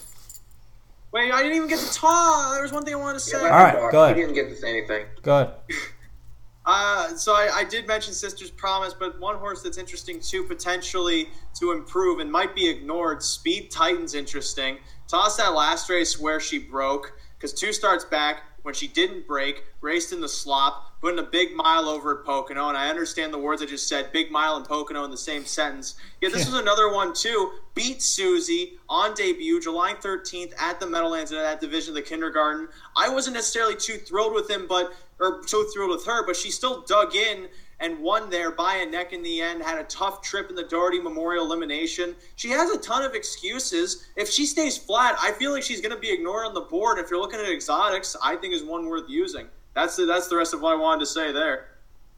Okay. Susie's the one to beat. Sister's Promise has a shot. But if the favorite wins, don't blame us. It's the track's fault. William Wellwood Memorial first elimination is the 6th race. And we have 9 horses going postward here. And Mike, your favorite horse, Green Malishi, starts from post 6. Morning line favorite off of a second place finish in a division of the Pennsylvania Sire Stakes. I have to admit, you caught on to what looks to be a pretty decent horse back when we were doing the Hamiltonian show, and he finished second in the Houghton. I mean, I like that horse that day. I mean, again, just like I told Derek Gibson, it's hard to underestimate a horse that's never lost. And the horse raced extremely well that day, giantly against the racetrack. And then, just got beat at Pocono. I think the big track helps this horse. I think the draw helps this horse. Gets in against, horses that are decent but not the absolute top of the line. I think has a big class advantage and, should get a setup. I mean, there's a lot of horses here that like to go for the front, the 1, the 2, the 4. The 5 somehow won last time coming out of those old races. That was a goofy race there. I feel like sit just close enough and then make the move around the turn and likely win. Rod, does that sound to you? Yeah, kind of. I mean, the 6 is definitely the horse to beat here. He's been the fastest thus far. He's shown versatility, leaving, coming first over, just sit and park the mile. I mean, the horse, as a 2-year-old colt, has done everything he's been asked to do, and I think he's going to be tough to beat here. I don't know what kind of price you're going to get on him. You might get 4 to 5, or you might get 2 to 1. It's very up in the air for me, just because I do think they're going to bet Hudson River here with Yannick and Jimmy Takter. He plays, coming off a really good race at 4 to 5 last time in the Champlain. He obviously likes the racetrack. I think he's going to take some money. The only issue is the post. So, maybe that can get him beat in this race. He doesn't have a ton of gate speed, so he might end up first over, and that might not be where you want to be against the horses he's in with this week. But like I said, the 6, Green Manalishi, is the horse to beat.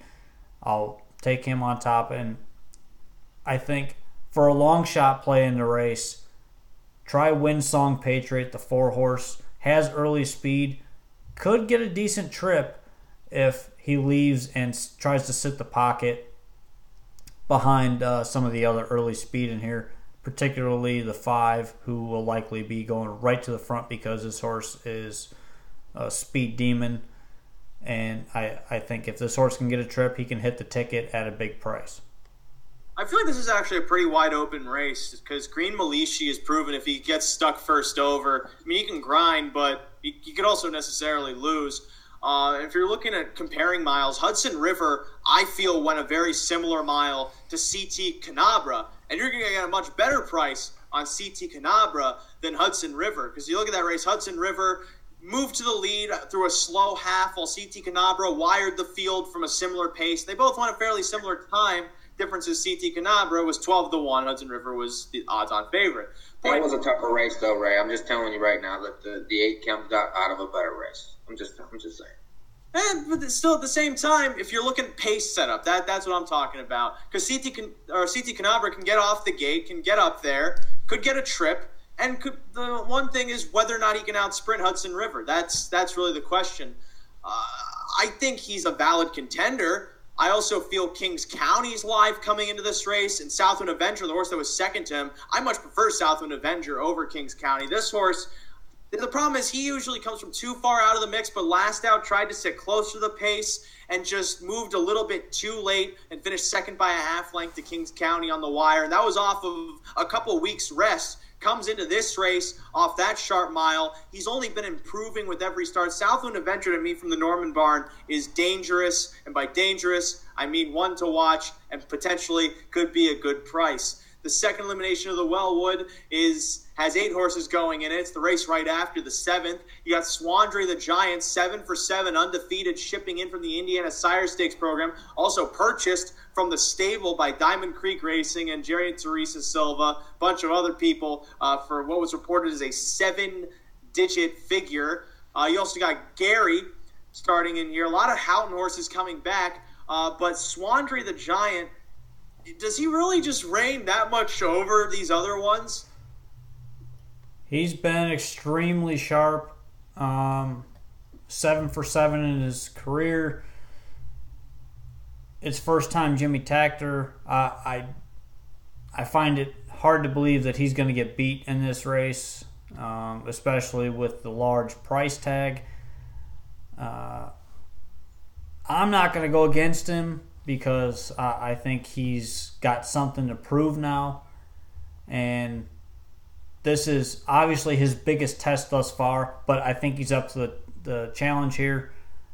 I'm going to use the horse as a key. He's got early speed. He's got a late kick. And he seems to be pretty versatile as well, showing his second lifetime start off the pace. He's got all the elements to be a world champion. We'll see what he does tomorrow. This so far has been enthralling, chalking out in almost every single race. It's hard. Is it really that hard to see some upsets? Like Mike, for instance, in this race, if Swandry the Giant isn't as good as some of these other ones, there's some value to be had on this board. Well, see, for me, I sort of disagree in some ways because I feel like if you're going to beat this horse, maybe this might be the time to do it. I mean, the horse is changing hands, it's shipping out of Hoosier for the first time. Gets a lot better horses.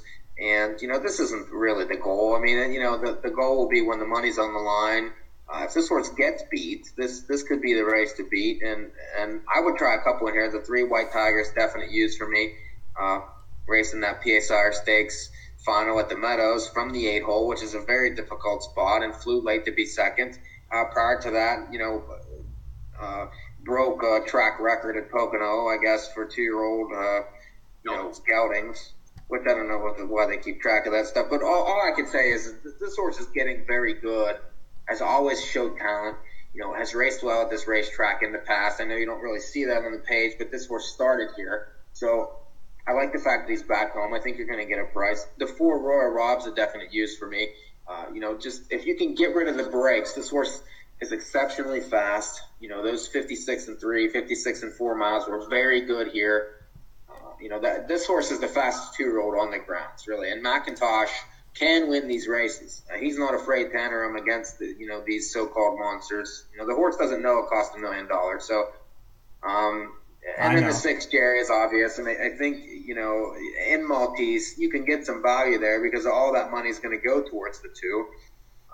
Really no chance in the Houghton final. After that, took a couple weeks off and got beat just a little bit by White Tiger.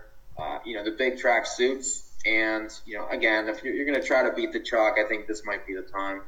Well, I feel like Gary's the better of the 2, just considering the credentials. This horse was 4th in the Houghton, but had an excuse. Went first over in that race. Last out was first over against White Tiger and just missed to finish second by a neck. He's if you're looking at it as a 2-horse race, he's the bet because he's going to be a higher price than Swandry the Giant. No, I like the other 2 also, though. I mean, I agree with you. I like Jerry in the race. I think it could set up nice for Maltese, pick 3. Similar to last week, with I was sort of against Lazarus a little bit there and was able to do very well, beating him in some pick 3s and things like that. And everything paid way better than it should have, even though McWicked was the second choice. So we said Lazarus was vulnerable from that spot. And absolutely. And he ended up getting beat. Race well. you know, and McWicked, like I bet the horse anyway paid $9, and this horse could pay a very similar number, but the value was in the multis there because of all the heavy money on Lazarus, and I feel like that all the heavy money is going to be on this horse also. We're also noting that post time is coming up soon for the 10th race at Mohawk. They aren't going postward just yet, but we are keeping an eye on that as the first leg of this pick four will be going soon. There's two horses I want to ask about because these are two that kind of caught my eye.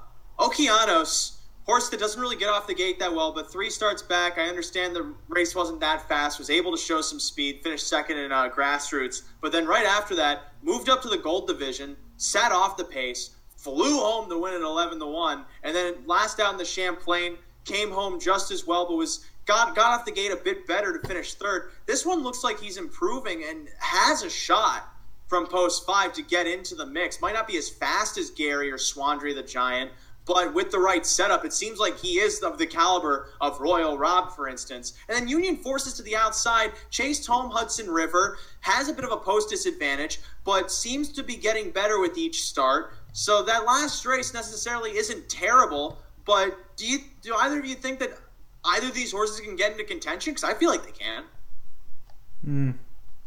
The 5, yes. The 6, really not too interested. Well, the 8. The 8, I'm sorry. The 5 is a definite player. A little, you know, that race against Royal Rob 3-back, like you talked about, was good. And then that was a huge race in the gold, even though the horse got a set up. And then really no chance last time, the way the race shaped out. You know, he has a puncher's chance at a big number. The 8, I'm not really that interested in stuff coming out of Stallion Series races. Raced well enough last time, but, you know, kind of just sat, you know. Yeah, it's an elimination race. Not for me necessarily, but I mean, I guess I could see, you know, your argument. It's an elimination race. The 8 likely is not going to fire of him, and just look to make the final, I think. I agree. I'm a bigger fan of Okeanos than I am of Union Forces, but at the same time, if you're looking at between Gary and Swandry the Giant, don't be stupid. Bet Gary. He's going to be the value because Swandry is going to take all the money. I'm not going against Tactor there. First time 56 Tactor. Seconds to post for the 10th race at Mohawk, the first leg of the pick 4. Kick things off.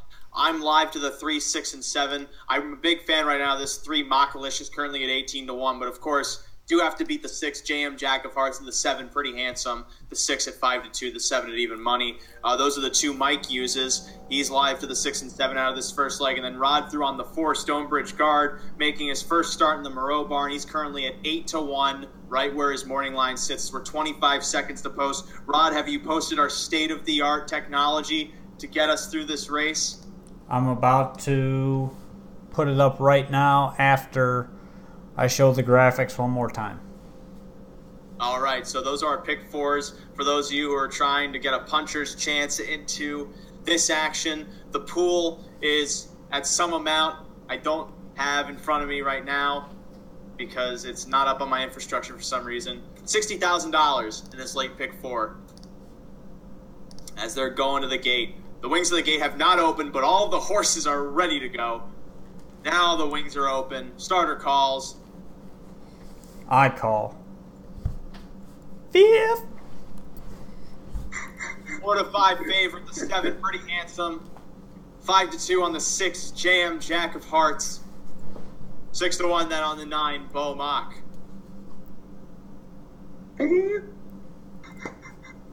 Field of 10 spread across the track. Opening leg of the late pick 4.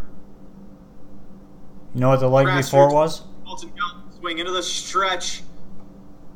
They're at the start and they're off. Beaumont to the outside, shows speed with Pretty Handsome 2. It is inside them, JM Jack of Hearts, and towards the rail, Gideon Sealster. But they're 3 across the track, moving past that first 8th. JM Jack of Hearts, quickest to the cones. Pretty Handsome, though, quickest to the lead, sticks at length in front as Beaumont parks out to be 3rd, moving around that first turn. Poker Face Blue Chip then to the outside of Gideon Sealster, protecting position towards the rail, now up to be 5th.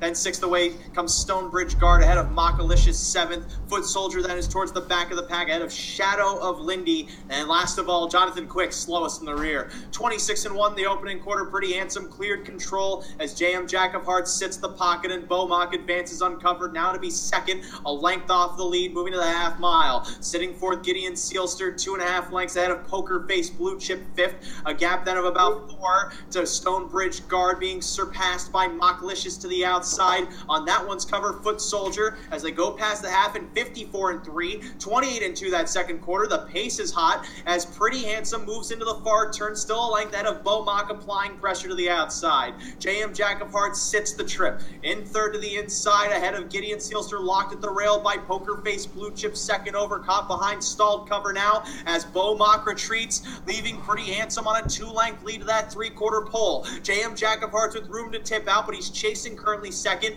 Gideon Sealster inherits third. Then from the back comes Poker Face Blue Chip wide of Foot Soldier angling off the rails. They come for home. Off 3/4, 123-1. Pretty Handsome being pursued here by JM Jack of Hearts. The advantage, though, is 2.5.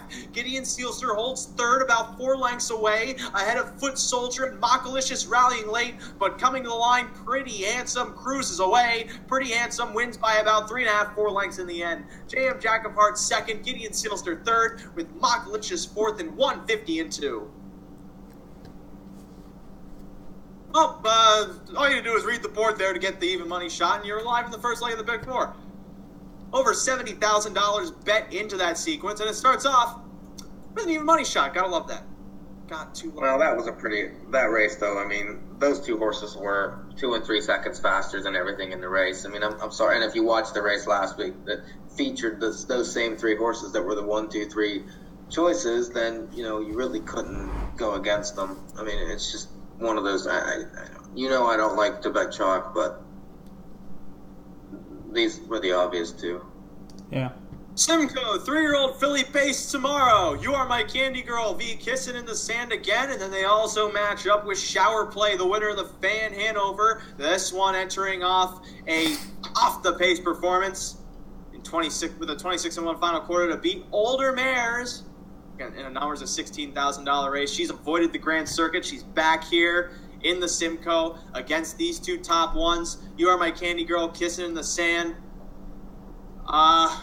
Is there really anything else to this race aside those 3? You mean besides those 2? You don't even think Shower Play is a factor? I do. Not to win the race. Not even close. Not even close. She won't get a sniff. Brad, did you watch that race last time? I don't care where the hell she was at. She's not getting a sniff of You Are My Candy Girl or Kissing in the Sand. They're way better. Well, she was good enough to beat them earlier this year up here. This is her home turf. She won from the 10-hole against the older. She's a real deal. Just came back to win tonight. She has a puncher's chance in here, especially if they go early. And You Are My Candy Girls had easy trips against easy races. These are harder. Same thing with Kissing in the Sand. Now they're going to hook up again, and it's going to set up. She's coming to get them. I really feel like she has a very good chance to win the race. The one thing I'll say, aside from Shower Play, is Parisian Blue Chip looks like she's getting really good. Yeah, and she's fast, too. Speed, and that's going to set up the 2 also. Well, it could set Parisian Blue Chip up, because I don't think she goes to the lead. I think she's up there, but I think she sets the trip, too.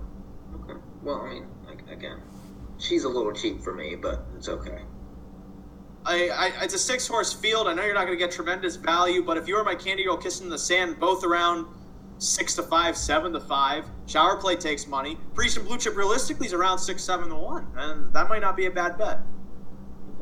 Not for a big bet, but not bad for a bet. She was second to Kissing in the Sand last out in the Pennsylvania Sire Stakes Championship. Sat the pocket the whole way, 31-1. Finished second by a half length behind a fast pace, but again, big track. She's raced well here at Mohawk in the past. Against cheaper, I'll give you that, but it just takes a trip. Rod, I think you're all over Kissing in the Sand. No, I like You Are My Candy Girl. Oh, get bent. All right, we're moving on to the Simcoe 3-year-old pace. She's had easy races. She's primed and ready for this one. Yeah, wait until she loses. Simcoe 3-year-old pace. The Downtown Bus, a horse that's been racing well. Clip that, by the way, because it will either make me look really smart or really stupid. Either way, it's great PR for the show. The Downtown Bus comes in off a lifetime best performance in Ontario Sire Stakes Gold Division. I talked to Jeff Gillis about this one, and he seems to be liking the horse. That's as much as I can say about it. My feature's up on Standardbred Canada, U.S. Trotting, and on the Mohawk website for anyone who cares to read it. If not, I get the check anyway. St. Lads Neptune also in here. He was a North America Cup finalist. He seems to be cashing checks. But, Mike, you've been watching the Downtown Bus, I assume, as he's been racing each and every week.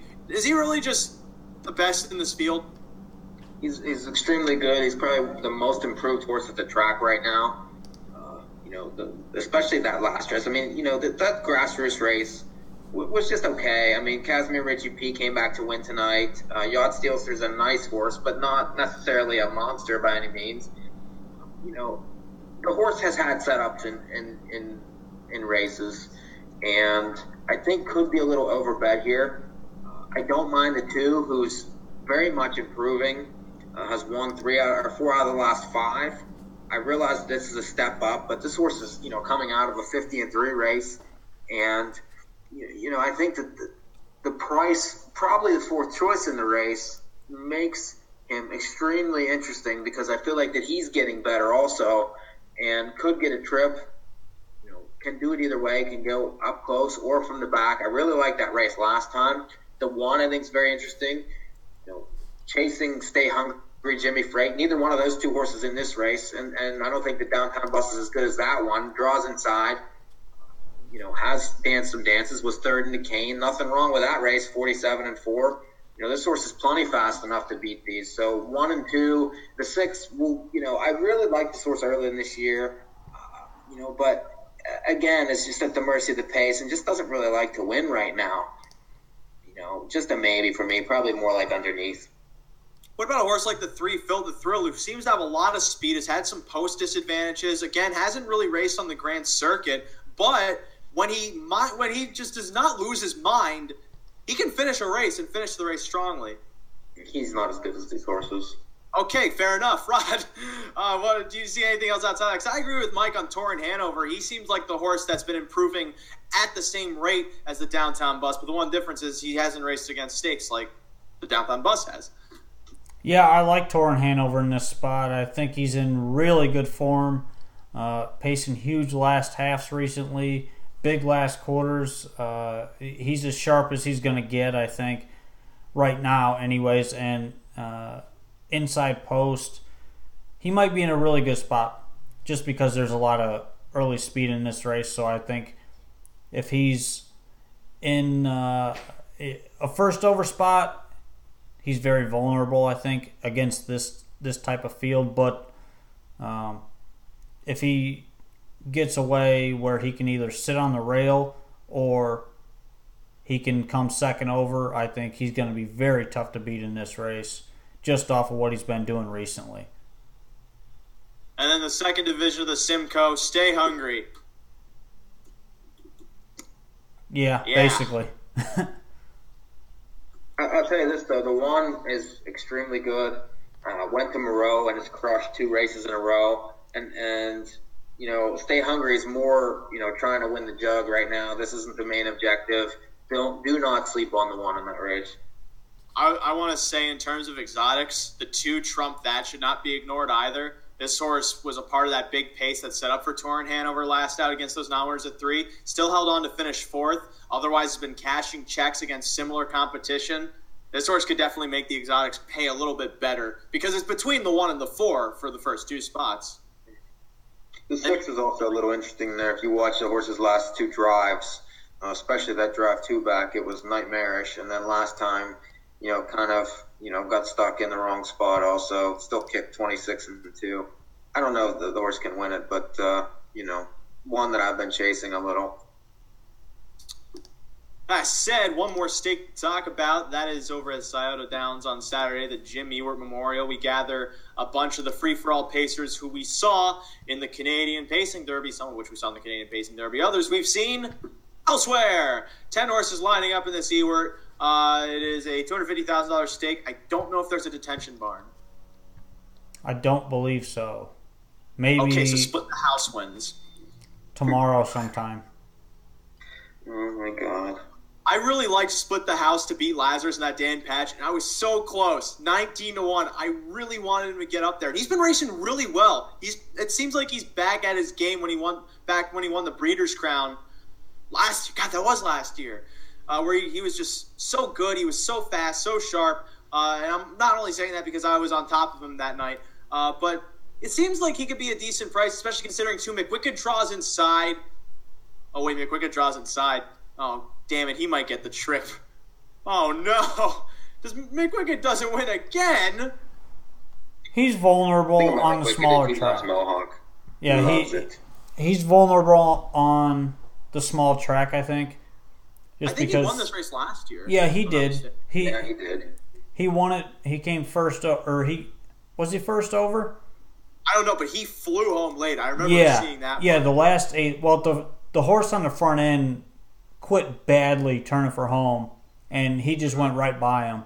But, he's in great form right now. It's tough to go against him. But he is vulnerable, especially on a smaller track. I would try to beat him. Dr. J. Hanover, I think, plays well coming off a race where he had 0 chance to win. Going back to a smaller track, I think he fits well there. He's in a decent spot. And I agree, Split the House has a chance. I think he definitely needs a trip, but he's got a chance to win at decent odds as well. I hate to be that guy who keeps chasing a horse, but Dr. J. Hanover draws well. I assume he goes to the lead. And looking at that last race in the Canadian Pacing Derby, he flew home. 25-4, gained 4 lengths in the stretch to finish 5th. I imagine he goes to the front. I imagine he might be able to dictate it. Can he go all the way? He's going to be a price. I don't know if it'll be as big a price, though, as you want. The 1 and the 2 get bad. I feel like the 3 does, too. Split the House would be evenly priced, I think, off those last couple races. And I'm not sure if, the 5/8 is necessarily perfect for him. He seems to love Hoosier. I mean, that's where his big races are at Hoosier. So, I don't know. I mean, he sort of lacked room and flew late last time. I didn't mind that race. What's wrong with Western Fame in the race? That Tioga race was massive when, you liked him there. Yeah. No chance again last time. At Mohawk, went up, got the 10 hole, and still kicked 25-4. This horse gets a setup in here, and you're going to get a better price on him than anything. So, and the smaller track benefits him, doesn't hurt him. He's capable, and I think very interesting in the middle of that gate. It's possible. I would, if he's going off like 15-20-1, You're going to get it. Yeah, I'd consider that. One thing's for sure, I could toss all bets off. Not a big fan of him in this spot. Dr. J, I'm back and forth on. He's one of those horses I'm like on the edge, supporting him or not. Western Joe, from the inside, is going to be a contender, but he's going to take money. McWicked he's the one I want to beat, but I don't know if I can. And I don't think Split the House really draws well. If he had an inside post, I'd really like him, but post 6 kind of worries me. Mm-hmm. Which could end up stuck you the first upper in between. Yeah, which then that could make the pace fast enough to either set up for McWicked, as it does a lot, set up for Western Fame possibly, but at the same time, Western Fame might not get off the gate too quickly, and that's what kind of worries me too. He might go too far back in the mix. I could see him second or third over in the race, especially with Smith. Smith can get away from there. I'm not worried about that. I could see Delta Winner in that position too. I don't want him off that perfect trip loss. I don't even want anything to do with him. He just got headed. But it doesn't matter. He had a perfect trip. He had every chance to win, and he got picked off. By a horse who got... I understand that, but now he's missed a couple weeks since then, and he's got the 7 hole. I don't see any trip at all that wins the race for him. Okay. I definitely, the way I look at this race, the way I look at almost any race, McWicked's going to be the favorite.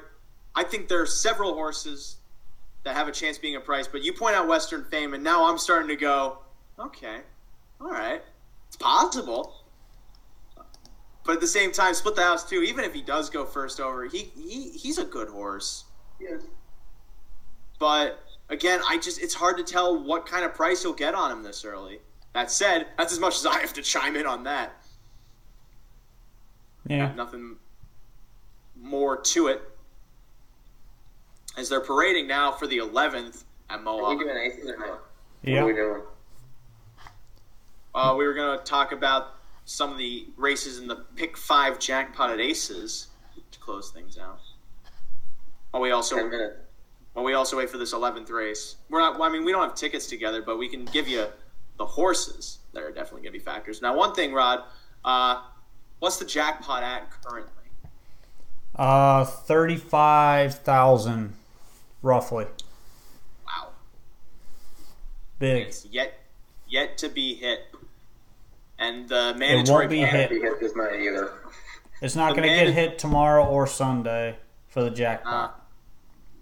Considering, too, it's basically a pick 4 because you have Mimi Marguerite in that first race. Well, she can be beat. I think Rock on Ruby's the only horse that can beat her, but it's between those two horses. Yes. They both have speed. Yeah, they both have early speed, and it should line up those two horses once again. Those are the only two horses in the race. Neither one of them are going to help with getting it to carry over.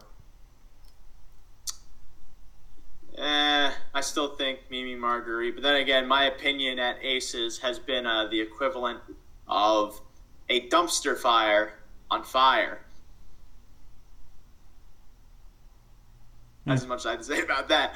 The second leg is ours a $3,700 race. It also starts the pick 4 in case you somehow get knocked out of the pick 5 when it's essentially a pick 4. And right off the bat, I see To the Limit. This is a horse that is definitely better than this level.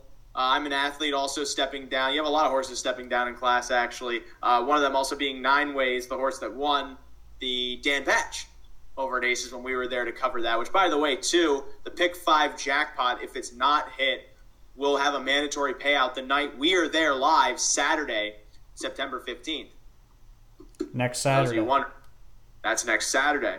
But the second leg Satellites through sound waves.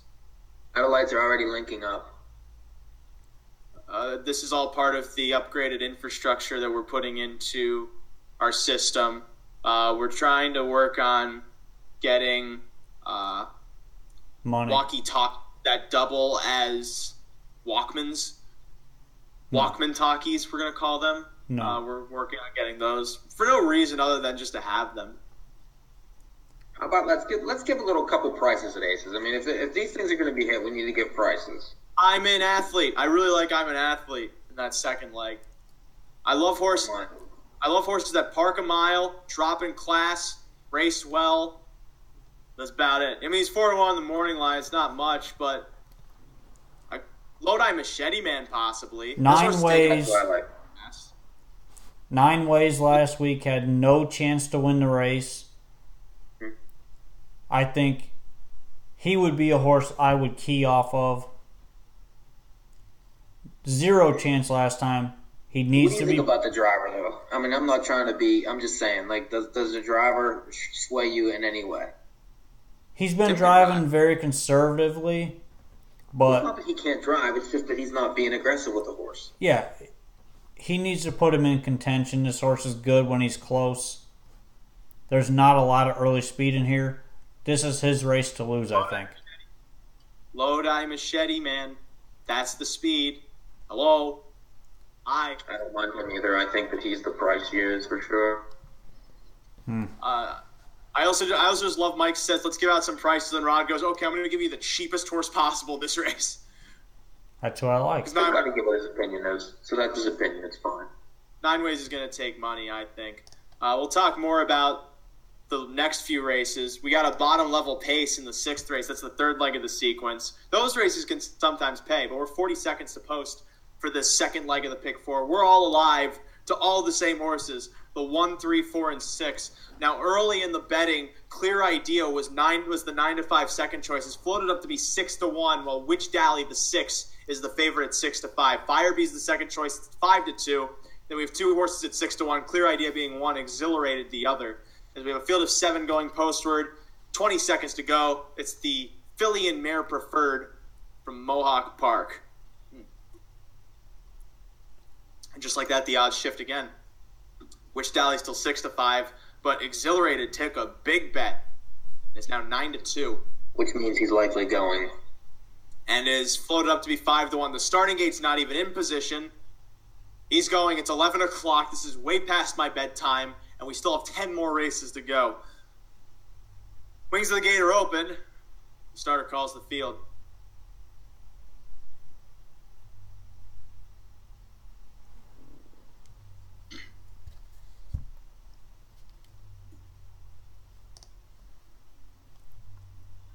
Promise you they're going. They're going. They're coming around the turn. Witch Dally still 6 to 5. Firebee still 5 to 2. 9 to 2, the 4 Exhilarated. 7 across for the filly and mare preferred. In line, in behind. Approaching the start, and they're off. Clear Idea leaves well from the outside with Firebee firing from the rail. Action Majesty tries to get the pocket in behind that one with Betters up to the outside. Now getting fourth as Clear Idea advances past that first eighth up to be second and challenging for the lead. Away fifth comes Exhilarated into that turn. Witch Dally, the favorite, is sixth. And Request for Parole. Last of all, as they move on to that opening quarter, Firebee, a narrow lead as Clear Idea marches uncovered towards the top. And going to take control now through a 27-second opening quarter. Clear Idea leads the way now by a length and a quarter. Firebee sits the pocket with Action Majesty third. Drury, though, rather parks out and moves out with Firebee. And by Drury, I mean Zeron. He's the new leader to that half-mile station. It's Firebee in control, circling to the lead now as Clear Idea takes the pocket. Action Majesty's back in third with Betters up fourth. Drury moves off the rail with Exhilarated from fifth. Witch Dally tracking that one from sixth as Exhilarated is going to go first over, while Firebee passes the half in 55-3. 28-3 that second quarter, moving into the turn. Firebee riding a 2-length advantage over Clear Idea, sitting the pocket. Exhilarated is now up to be third and dragging within 2.5 lengths of the lead, ahead of Action Majesty to her inside. Witch Dally then is second over, up to be fifth. Or sixth, rather, as they go on to three quarters with Betters up to the inside. And Request for Parole, third over in that flow. The plugs pulled on that one, while Witch Dally circles 3 high, chasing Firebee. Coming past three quarters in 1:24-2, a 28-4 clip by Firebee with a 3-length lead. Clear Idea chasing, but Witch Dally up to be second now, and she's storming down the center of the track from McNair. Firebee holding the lead as Witch Dally creeps closer towards the outside with Action Majesty towards the rail, and Betters up, rallying late. Witch Dally, though, moves by, cruises by, takes the preferred by a length and a quarter. Betters up, moved up the rail to be second. Action Majesty third, 1:52. This is such a great sequence so far. 2 favorites in a row, and we're all alive. Fantastic. Yay. Meantime, let's talk a bit more about aces. If we go a bit over, who cares? It's our show. We can do what we want. $850 of the last 4 starts. This is a bottom-level pace in the third leg. Fire Dance, I think, is a really beatable favorite because I don't like these horses that make these big drops. Sure, she's had some tough trips against tougher in the past, but those last 2 races are so poor that I just want to beat this horse. And, of course, Nutmeg's Desire is the obvious one to beat her with, but she has post 8. Is it possible that maybe that outside post affects her a bit at all? Maybe? Yeah, a little bit. Fire Dance is going to be tough to beat here. You're getting Bobcat to drive, Dean McGee. It's just, it's not the best spot to try to beat that horse. But if you're looking for a price play in the race, maybe the other Longo trainee, the 2 Yes, Well, No, Maybe, gets Rick McGee to drive. Hasn't been racing that well recently, but draws inside. Could see a little bit of form reversal. Longo took himself off of this horse. I think maybe he just wasn't getting along with her, so he decided to, flip it over to Rick McGee and see how it played out. Maybe she shows some improvement with the driver change.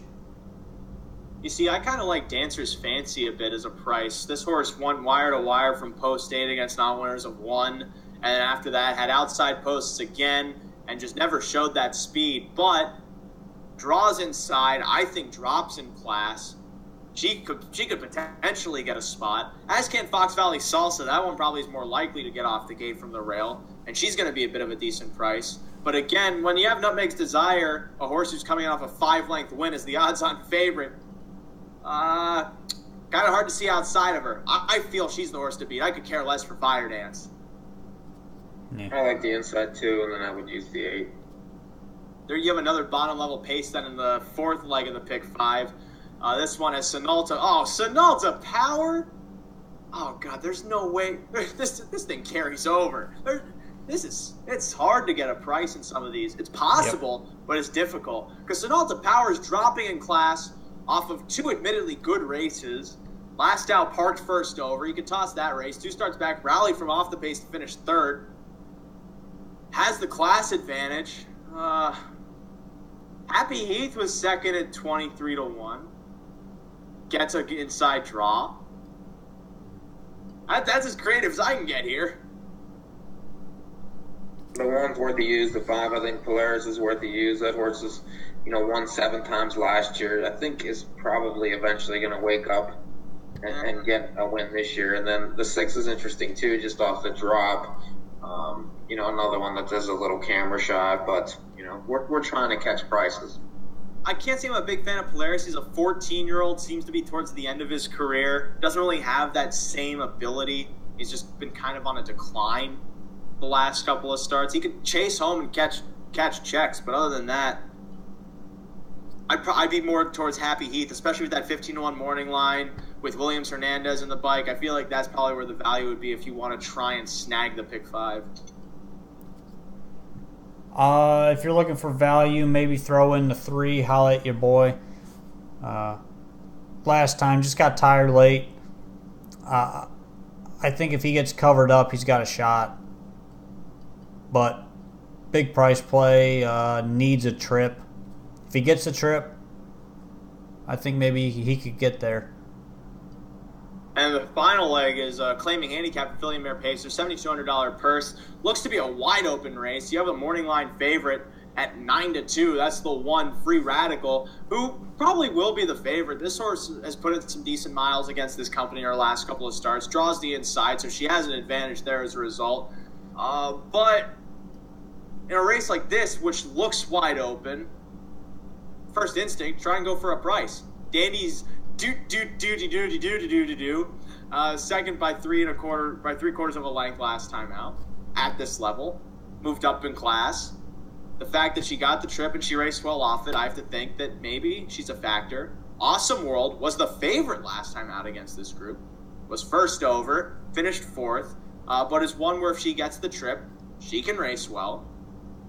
I feel like there's a lot of ways you could go here, but this wouldn't be a leg that makes the jackpot go, I think. It's so wide open that I feel like a lot of people would use coverage in this race. You have to here. This is a race that's wide open. You can go several ways. For me, I think Free Radical is the horse. She likes to win. She's won 2 of the last 3. First over last time, just got to her late in a mile. She definitely plays again. And Awesome World, who I had picked on top last time, didn't race as well as I thought she should have, but she always plays, and she should get a really good trip here following the 5. Danny's yeah. And that one doesn't really like to win, just kind of hangs for second and third quite often. So I think Awesome World is the value play here. Especially a 7-1 morning line in a race where everyone else is below 7-1 morning line. How's it going for you, Mike? I think the 2 is interesting at a price. This horse is always right there. 5 wins this year. Should get a trip from that post. And the 3, is one for 18, but is another price that maybe could crack things just because of the inside draw. I had a couple of outside draws before that race, much better from the inside last time. So it does get a driver switch, so that's going to be a huge price. And then the 4, I think, is another one that's interesting. This horse raced well, 3 and 4 back, was claimed and then stepped up. Is 0 for 27, maybe unlikely on the win end, but at least, the horse has won 100,000. It's a goofy race, so why not? I'm more on board with you on Frisky's Angel, just because that inside post, looking back July 31st, was claimed for 3,000, moved up in class, won at this level on August 5th. Since then, had an outside post, tossed that race, was first over the start before that, tossed that race, locked in, tossed that race, last out. Maybe it was just not as good as the rest of them, but still has that inside draw. It just takes one thing to go wrong to set up for her. So I'd probably be 2-5-6 in that race, in this race, which is the last leg of the pick 5. So to recap, you'll find the tickets on NAHUpicks.com on Sunday. Yeah, let's just do that, because Mimi Marguerite's going to be a favorite. We'll have pick 5 tickets up on NAHUpicks.com under the Running Aces tab, which you could also on NAHUpicks.com find racing analysis every race day from Woodbine Mohawk Park, and then once they open up the Meadowlands Racetrack and Western Fair. I've been Ray Catolo. They're Mike Ribozzi, Rod Adams Jr. That does it for us here on North American Harness Update. Next week, we're live from Running Aces Casino and Racetrack Saturday, September 15th. No show on September 14th. It's on September 15th. We're live then. Book it. Mark it. Do something with it. We'll be live on Facebook. We'll be live on the simulcast feed. We'll be live at Running Aces if you happen to be there. You'll see us. Just don't touch the flesh. That's the one thing. Don't come up here and poke me in the face. I'm a real person. I'm not a wax statue or anything. Other than that, you can find archives of the show on NAHUpicks.com, on YouTube, on Facebook Live, blah, blah, blah. That does it for us. I'm done. Good night.